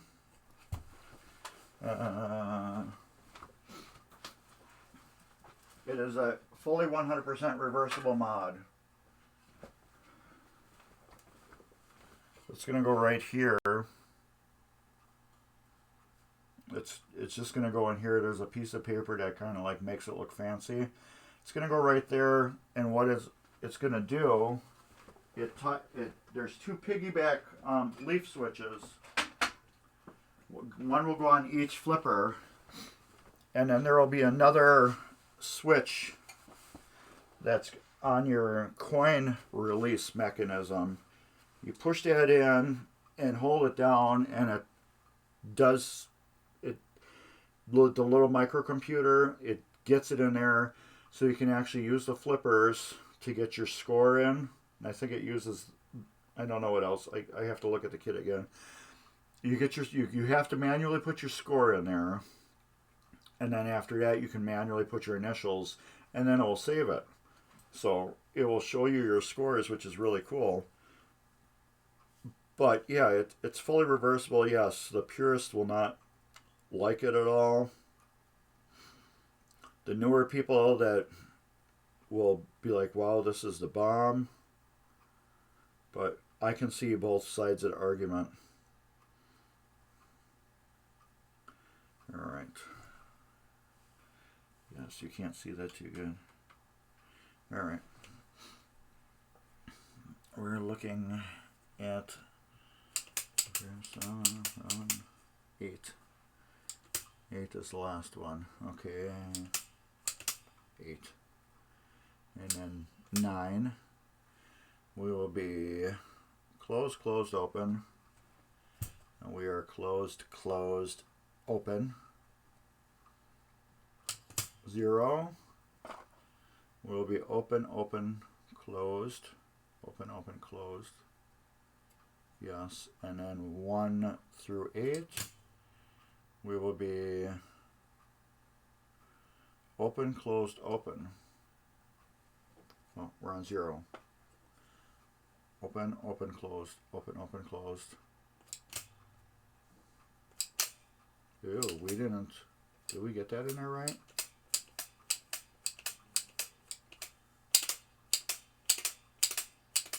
Or I'm just not snapping it. Okay. 1 through 8. It's showing me the top stack is open, middle is closed, bottom's open, which we have. I don't like that one too much.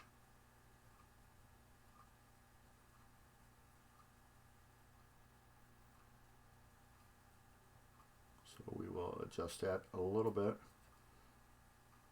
No, that's way too much. And just a little bit more there. 3, 4, 5, 6, 7, 8 is the last one, and then we will go to 9. Now we are at top switch here. It's close, closed, open. 0. We will bet open, open, closed, open, open, closed. And then 1 through 8, we are open, closed, open. So this is working perfect. So that is fully rebuilt. Now we will have to get out that 10,000 one and put the lock washer on it. So I'm pretty sure I didn't. Yeah, I did. Okay. I have one reel left. Oops, let's get that in there so it's correct. Come on. Get over this first one. Yeah, we got a lock washer on there.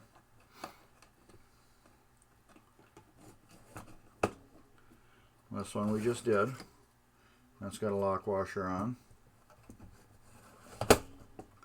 This one doesn't have one. I mean not lock washer, spring washer. Okay, then there was something that didn't have one, which I'm guessing is probably this stepper that I did rebuilt. I will put a spring washer on that. But no, it doesn't fit on there. Alright. Could I have had 2 on a unit then? I have had that before. There's no other place that you can go except for on a stepper. Don't go breaking my heart. I won't go breaking your heart. Don't go breaking my... So we will look on a stepper.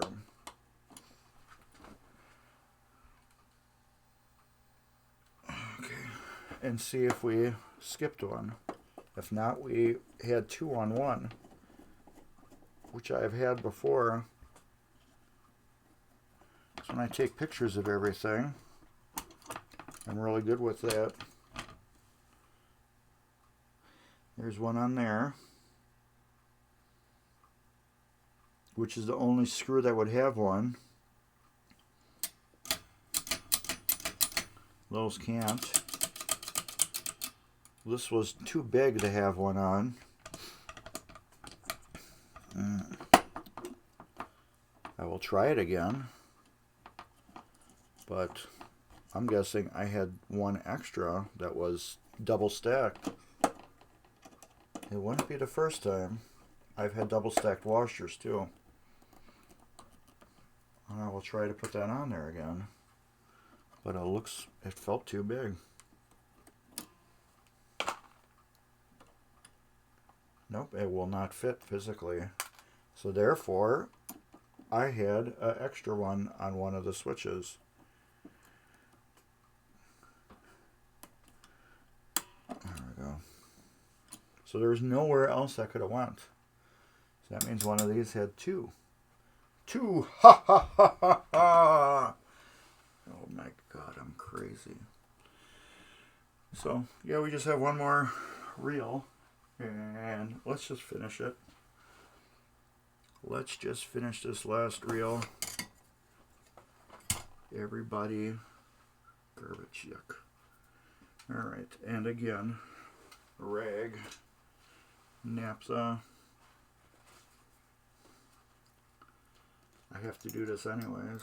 And the only other thing I'm going to do to this is I'm going to go through the light bulbs and pull them all out and then check the sockets. I kind of did that the other day, but we'll see. I like naphtha for this.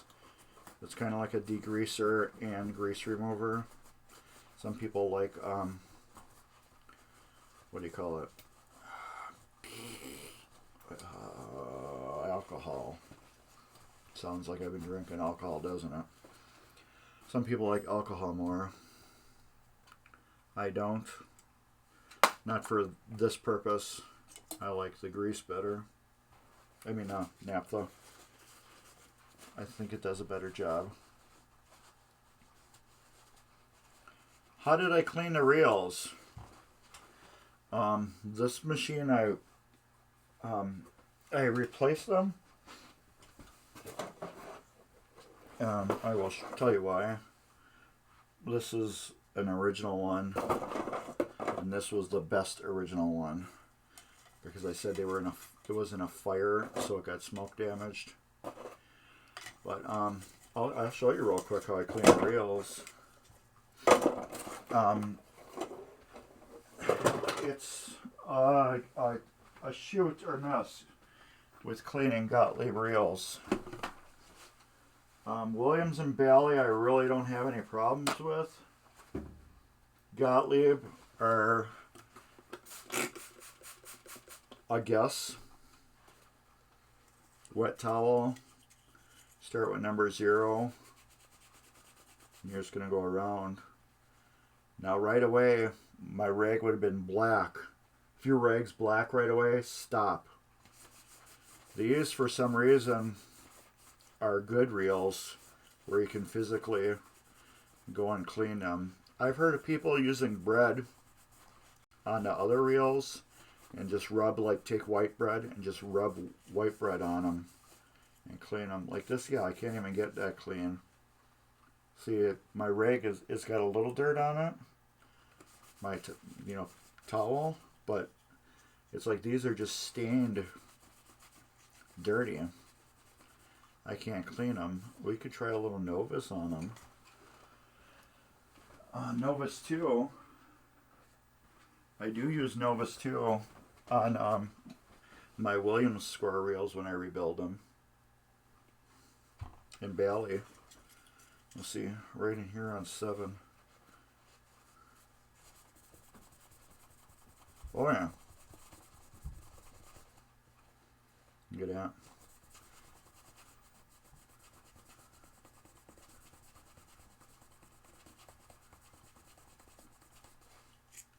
So yeah, it did clean that good. The 7 turned out really good. Where's there another really good dirty spot? We'll do the middle of 0.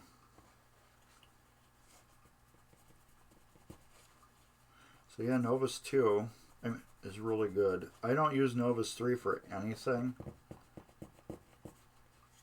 But yeah, it did a good job on in the middle of 0. But yeah, the Gottlieb, these are the shiny ones, which are okay. If they're shiny like this, the numbers are actually physically shiny. You can see how the light's like reflecting off to 5, now to 4, now to 3. If they're shiny like that, you can really clean them decently. If these are the chalky ones, where how you can see, let's go to 8. You can see the light dancing off of 8. The chalky ones, it will not do that as much. And those are the ones that are very, very hard to clean.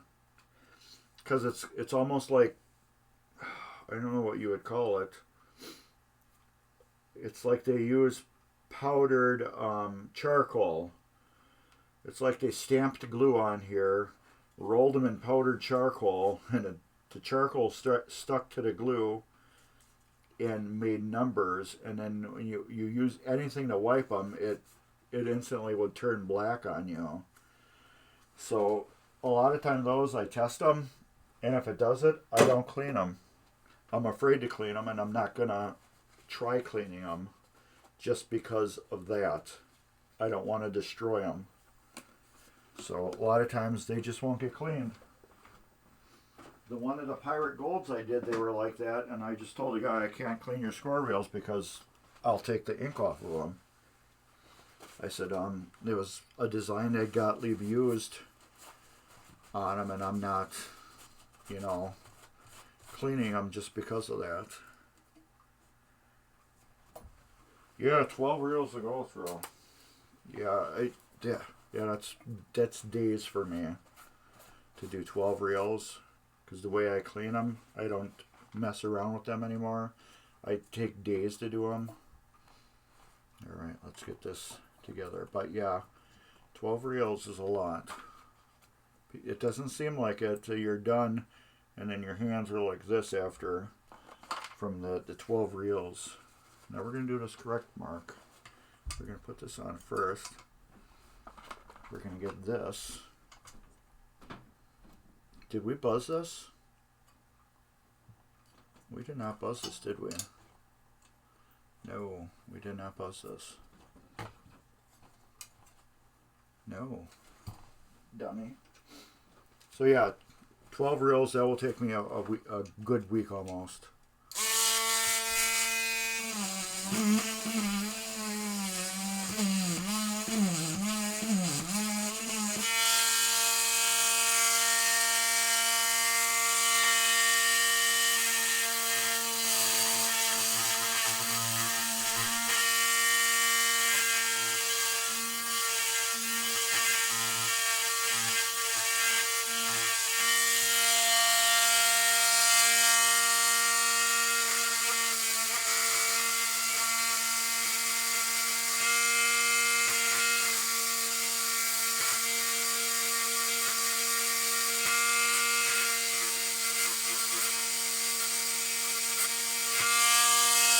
Alright, those are clean. Like I said, this is a cheap Harbor Freight Dremel with an actual Dremel 443 bit.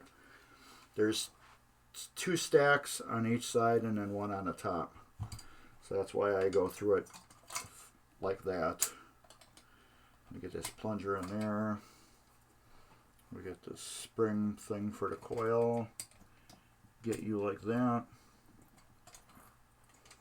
Try to finagle this back correctly. Like I said, the guy who invented these hated people. He hated people. He did not want anybody to work on his stuff.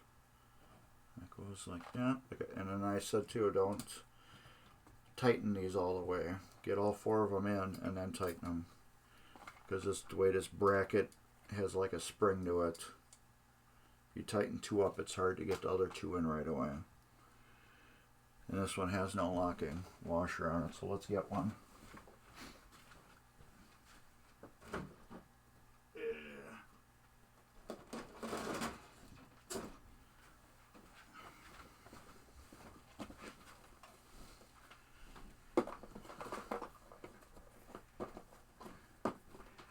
Oh, okay. Yeah, then you can do 4 at one time. You'll be set. They're probably number 6s, maybe. Don't matter too much what these look like. They do the job. They're just locking, what do you call it? Lock rings. You just lock your screws down. It's better than not having any on.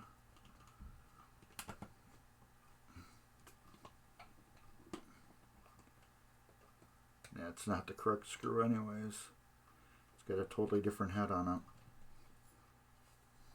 it. But somebody's been in here before me.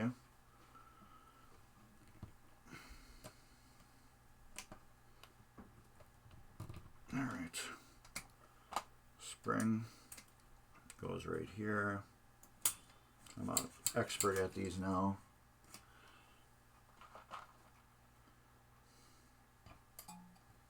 That goes there. And it's always great when you're done doing these and you don't have any extra parts left. That. Clean reel, dirty hands. Yeah, that's why I charge more for 4-player games. It's the score reel thing. That's why I charge a lot more for 4-player. I go by reels on rebuilding games. Ooh, landed right in the right spot. That's rare. Yep, so if you got a 4-player game and you want me to do it, you're going to pay some good money. Everybody tells me I'm too cheap, so I keep raising my prices.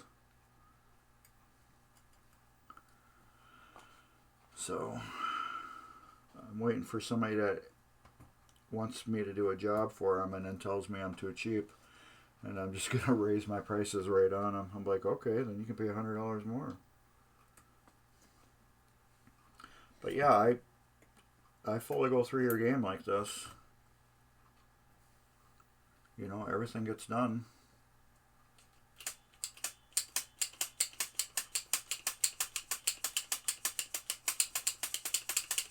Alright, let's get my phone again so we can see how they go.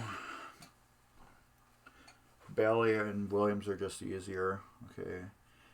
And we are at open, closed, open, which we should be. 9. We're at close, closed, open. Close, closed, definitely open. Why are we 0? Open, open, closed. Open, open, closed. Yep. Not getting a good snap on this. Open, closed, open. So with these, you got to get them up, the snap. How the coil to it. If you don't get that snap, you're never gonna get them. If you don't get that spring, see how they like hang. If you don't get that, or it doesn't do the full spin.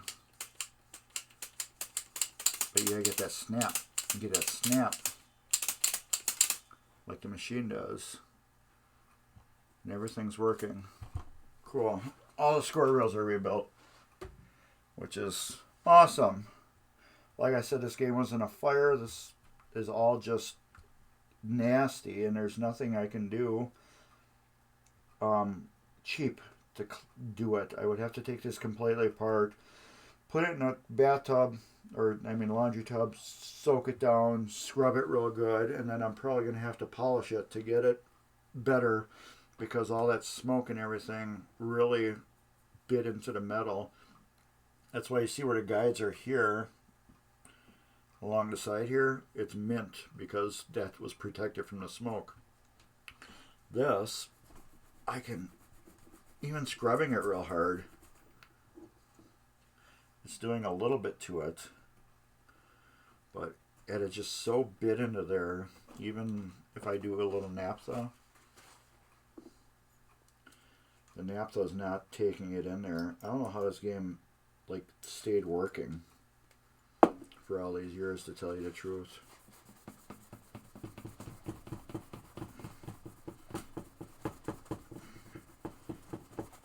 It's taken some of it off, but the rest is just like baked into the metal. You can't really see it as good as I can.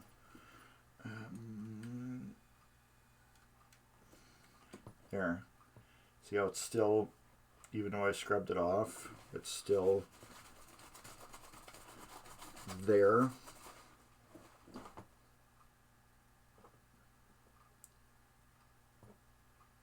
Yeah, it's just, I would have to totally take these things all apart, totally little pieces, and completely go through them like that whenever I'm out one, and then clean them that way. And this guy's paying for a refurbish, not a rebuild. So good news, we got all the score reels rebuilt. Stepper's fully rebuilt. I can put this back into the head later after I go through, and I just got that one spring washer left, which I will put in here, because there must have been one that was double stacked.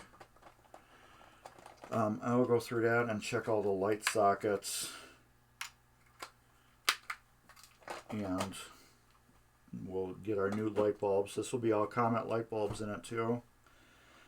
What did I get for this game? New apron, new drop targets, new plastics. It's having all Comet bulbs. The flippers looked good.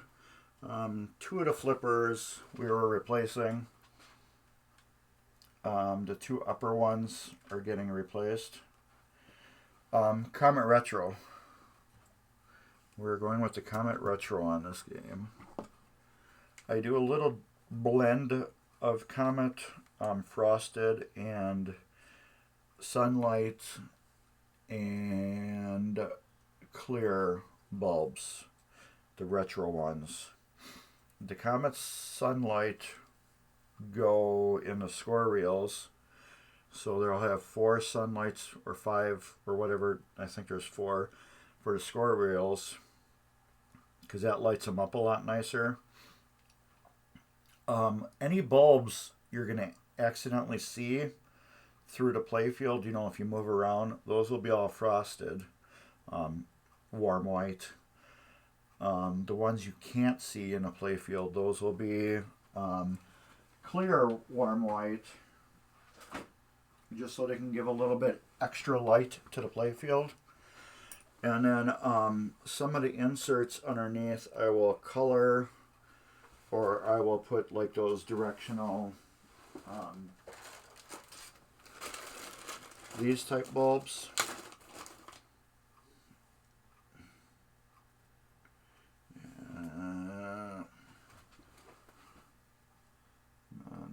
Here we go. These type bulbs where you can point them and stuff, like that, or whatever. I'll put these on some of the underneath lights. I like these. Yeah, the bendies, exactly.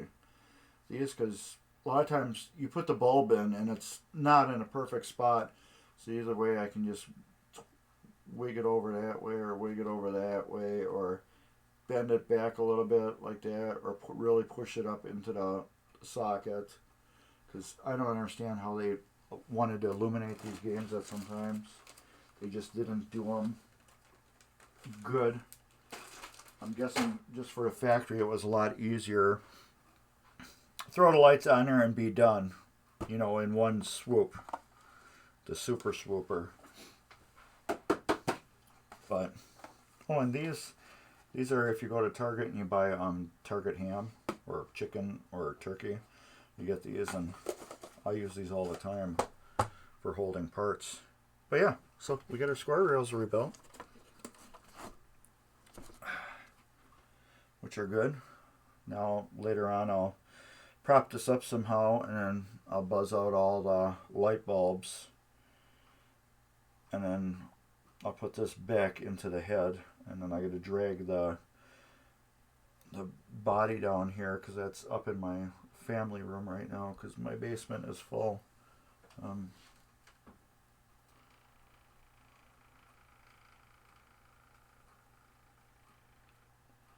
As you can see, I'm full.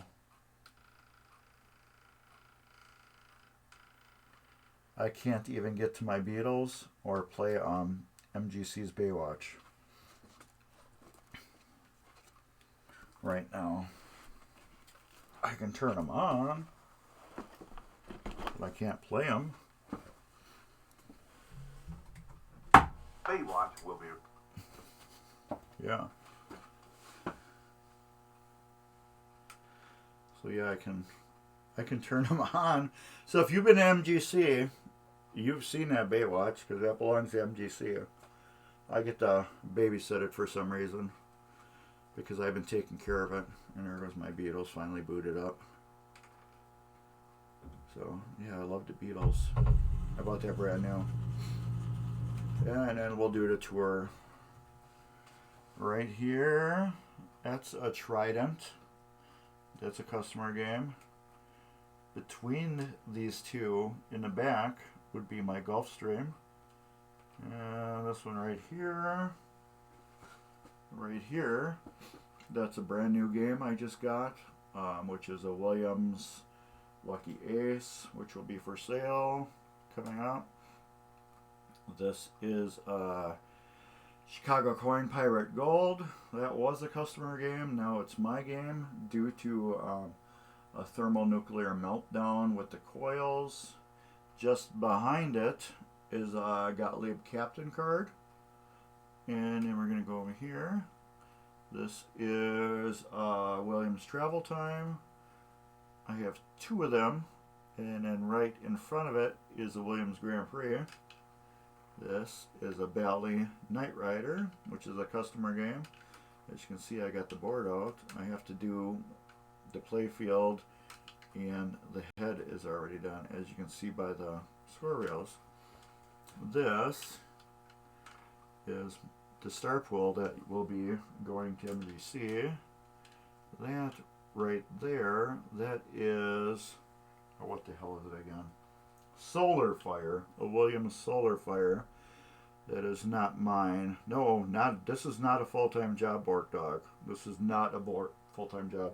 So you watch TurboGrafx 7 with Dave and Ryan, so you'll eventually see this game on stream. Whenever this game is done, I'm sure we'll be streaming it right away. Or I should say Dave and Ryan will be streaming it right away. That's Dave's Solar Fire. Yeah, you can't really. You can see it a little bit more. That's Dave's Solar Fire. Nope, this is not a full-time job. You would think it is. I have to plug this back in. There. You would think it is, but no, it's not. And then you can see my space shuttle. You can see my jukebox. There's the board for Knight Rider. And then just behind this wood thing right here, just behind it a little bit, is a Flight 2000. Oh, you can't even see it. Maybe right a little bit there. There's a Flight 2000. And then in another room, I have another Flight 2000. Chicago Coin Twinkie. And then that's where the other travel time is. And then in my other room, I have triple action. Hit the deck. And a Williams Superstar. I don't think you can see Flight 2000. You can hear it.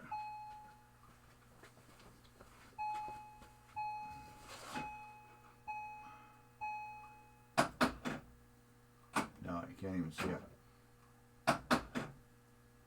It's searching for the ball.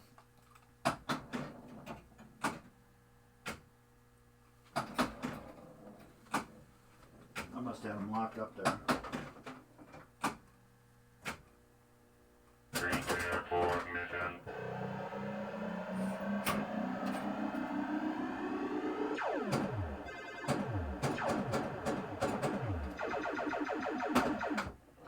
Yeah, I can't even play it. I got crap on it. Dave does do his own work. Dave has so much work right now that he's like, well, Mark, do your magic on Solar Fire. I go deeper than what Dave does. Dave does not tear apart a game completely like I do when he gets them. But he wanted the game fully tore apart. You know how, well, you've seen how I do it. Like, so with his Solar Fire, I will be tearing completely apart the drop targets, rebuilding the drop targets completely, you know, decreasing whatever gunk is on there. I'll be doing that. There's no pop bumpers on there. The slingshots I'll be tearing apart completely, rebuilding. Yeah, basically all the mechs and stuff like that. What Dave did, Dave went through and he rebuilt all the boards. So Dave did the boards. There's a video on my channel if anybody wants to look, tips and tricks or something like that. It's bulletproofing Williams System 3 through 7 boards. He did that video on rebuilding the boards to bulletproof them. And now Dave has the Solar Fire playfield. Yes, he is doing the playfield right now. That's why that game is just sitting there. Because when I got it and I started tearing it apart, I completely tore apart the playfield and I looked at it. And have you ever been by Dave's house? If you've been by Dave's house, you know what his games look like. So I told Dave, I'm like, I don't feel comfortable just taking this playfield and wiping it off, cleaning it up, and then putting it back together. I don't feel comfortable doing that because it's not really going to match your basement. So, excuse me. I didn't feel it was going to match his collection because Dave's got a really, really nice, clean collection. And Solar Fire being the rare title it is, it didn't deserve looking like a player game. So I told Dave, I'm going to bring the playfield over, look at it, and you decide if you want to do your magic to it. And I brought it over there, and he looked at it, and he's like, yeah, I guess I should, do it. Because it wouldn't have looked good in his basement. You've watched the streams, and you've seen his games. It wasn't a Dave game. It was a 2-war to be in his collection.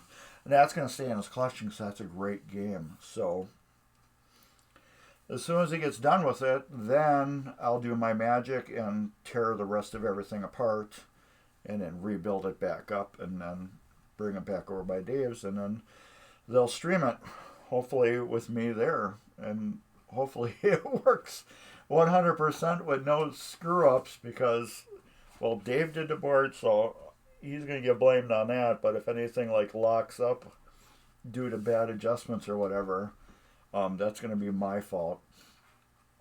But plastics are in mint condition, very or close to as possible as mint. We're replacing the posts that are on it. All the posts I ultrasonic cleaned and went through it, and I did not like how they looked. I sent him pictures, and I said, Dave, I'm making a PBR order. I can just order these right now. And he's like, yeah, I order new posts. Because they just looked like hell. They were just, like I said, very, very bad player condition posts. They're just like discolored and beat up. It's like somebody took every bad post that they ever had and put it on Solar Fire for some reason. So he's touching it up right now, and then I think he's going to spot clear it in little areas. And because it had slingshot protectors, and somebody just went whoosh, and ripped it right off and took playfield paint off with it. So like I said, it doesn't match his collection. And if you've seen his collection, it didn't match it. But I don't know if you guys want to see this really quick.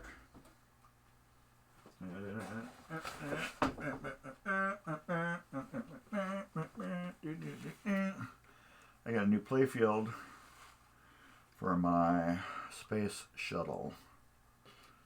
So my playfield is a space shuttle playfield. If you've ever seen a space shuttle in the wild, you'll understand why I got a new playfield for it. Because mine is kind of beat. I can't even really show it to you. Because of that. So Dave and Ryan are going to stream this. I need to pull the board out and do a little board work on it, because if you ever played Space Shuttle, you know how you can use the flipper to change the USA on the top. Well, not on this one. Every rubber that has a switch behind it, to get like 100 points or whatever it scores, none of those work. So that whole switch matrix all the way to the head is dead, and there's a whatever SCR transistor something that's burnt out in the head, so I have to fix that. So you can't get no points when you first go up the space shuttle. There's a switch underneath the space shuttle. You can't get those points, but when you go around, it will do the multi-ball. So, and you can't use a flipper, the right flipper, to change the USA. So you're just stuck whatever the ball hits to get points. So that takes a lot of FUN out of the game.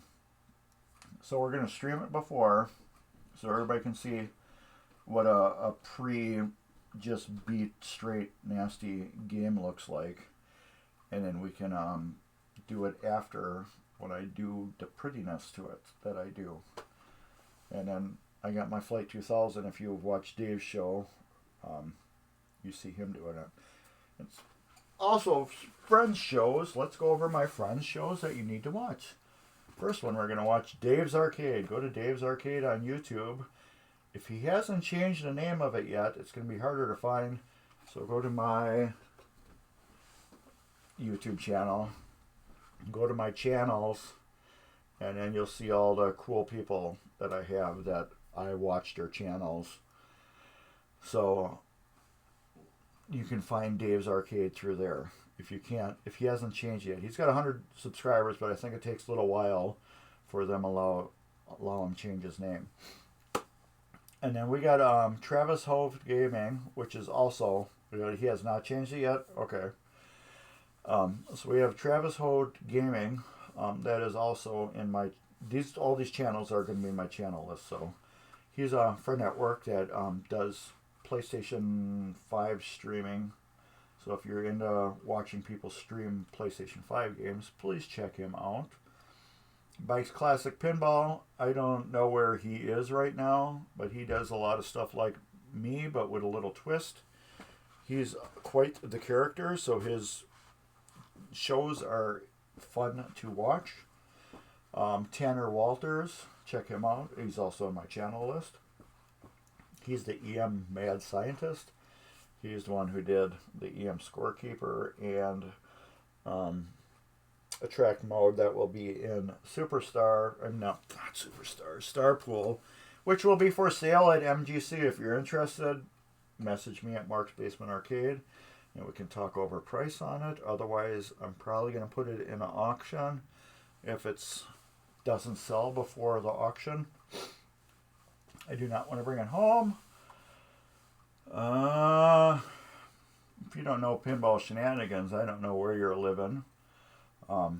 You're not living in Canada or the United States, and you don't follow any groups if you don't know Mike Dimas from Pinball Shenanigans. Let's just say if you like watching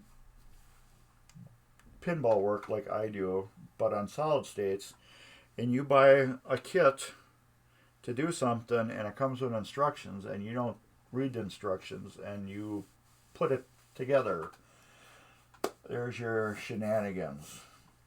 Pinball Wizard, he's on another thing in my channel. He does games like I do. He doesn't fully go into them like I do. Parts he needs to, he does. But then he also does gameplays. He doesn't do any like how-to videos. He does more of gameplay where, let's say the game's broke and then he'll fix it and then he'll do some gameplay videos. Pinball Mayhem. What can I say anymore? Jeremy and Ed. And once in a while, Dave Paisan. Jeremy has helped me a lot when I first got into this. He helped me learn how to YouTube, and so I thank him for that. And Ed has also been a good friend with Jeremy. Both of those guys are great. They both got excellent channels, so you need to check out Pinball Mayhem too. Well, not Pinball Mayhem 2, just Pinball Mayhem. Check them out. TurboGrafx 7 is the other Ryan and Dave YouTube page. So check that out. Everything is in my awesome channels. You can see all the really cool channels I add. It'd be nice if those guys would add me to their channels. But it isn't about that to me. If you want to and you watch, add me to your channels. But these are the people I really like a lot, and I recommend them. Go watch them. So, I can't think of anything else. That's everything I got written on my computer. Well, with stickies stuck on it. But Dave's Arcade hit 100 subscribers, so awesome, Dave. good job. He's going to start doing some wild t-shirts. So if you're into that, let's say black light art. If you're into black light art, you're going to love what Dave is doing for t-shirts. If you like black light art. Borg Dog, you probably have, I don't know if you have seen Dave's stuff yet or not, but if you're into blacklight art, you will love what Dave is doing. But anyways, Midwest Gaming Classic, be there April 29th through May 1st. Yeah, just think of a really crazy looking wizard holding a crystal ball in front of a pinball machine. Think of that. That's what I call blacklight art.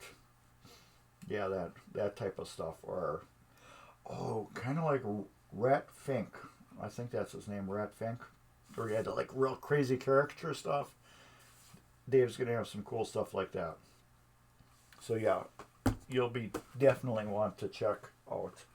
And today's show was by Purple Power, the 65-cent hand cleaner that was on clearance. Now, if you need any pinball LEDs, stop by Comet. There is a #1 source for all your pinball stuff. And thank you, Borg Dog, for coming to the stream and chatting with me, and everybody else who came onto the stream and chat with me and did all your thing. This is all for MGC. This whole Twitch channel is MGC's Twitch channel. This is my volunteering for MGC. So after these shows are over, I take them and I put them on my Mark's Basement Arcade. There. So these will be on Mark's Basement Arcade for life because they don't last forever on Twitch for tvMGC. If you want some swag, there's a link right there, or there's a link in every one of my videos now. If you would like to get a cool hat or a cool shirt, I'm going to keep wearing this until Midwest Gaming is over. I think that's about it. I'm getting all fidgety now because I'm hungry. We went over an hour. I usually end. Somebody makes me always chat longer than I want to. But I got to do breaks tomorrow. So give me juju for tomorrow that we have good weather so I can do the rear brakes on my Edge. Because I'm tired of driving my wife's Edge everywhere. And she's tired of driving my daughter's Corolla everywhere. So I guess that's about it. And no, Dave, I didn't do your filter yet. So we're still getting the spikes. But anyways, yeah. I think that's about it. Get my garbage away. Plug in my space shuttle. Play some games. Maybe eat something. Maybe my daughter's bringing home Subway. And then maybe she'll do some more videos for me. I got some real cool tips and tricks coming up. What do I have? Rebuilding your linkage for Williams flippers. That was my buddy Mike Dimas. He sent me a photo for something. Do you want to see what Mike sent me? Oh.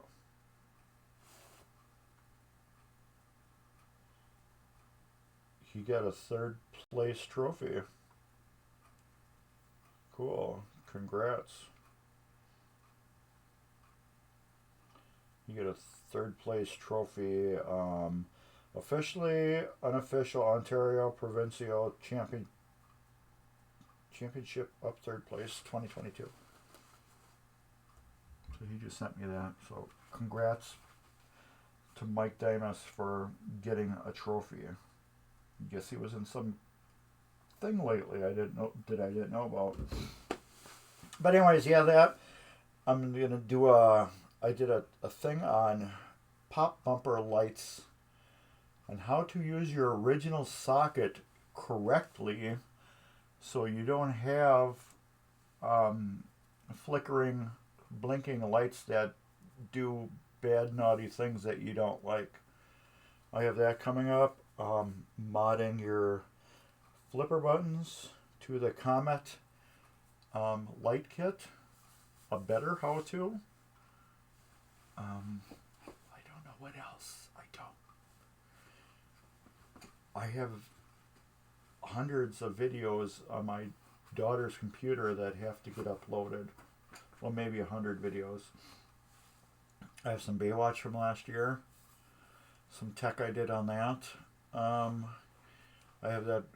Okay, we got some Baywatch. We have the full Sorcerer playfield swap. We got Lucky 7. The refurbish on that. We got Gold Strike that's getting in there. I did some Star Pool mod videos. I got that Pirate Gold that I'm not going to put up until either I part it out or sell it or whatever. Then I got the Bally Knight Rider that I'm working on right now. And then, so I got those videos going. Now what else do I have? I have a Beatles topper one that I just recently found. I didn't even know I had anymore. And then I don't know what else. I'll be having a funhouse coming up this summer. I'll have a Vagabond pinball coming up. And maybe in September, Elvira. I don't know. Oh. Sweet. Somebody's printing me some drop targets. We'll see if they work. Replacement drop targets for the Williams that you can't get anymore. So anyways, yeah, I'm rambling by myself. People are dropping away because they know the show's over. So in about 3 hours, 4 hours, you'll be able to find this on Mark's Basement Arcade. And I guess that's about it. So take care, everybody. And you know how it goes right now. It's going to be like this. I'll be back at Sunday at 2, and I'll have more pinball ideas for you. You'll have things you want to talk about, and I will too. All right, everybody. Take care, and you know what I say. What do I say? I say later. Thanks, everybody.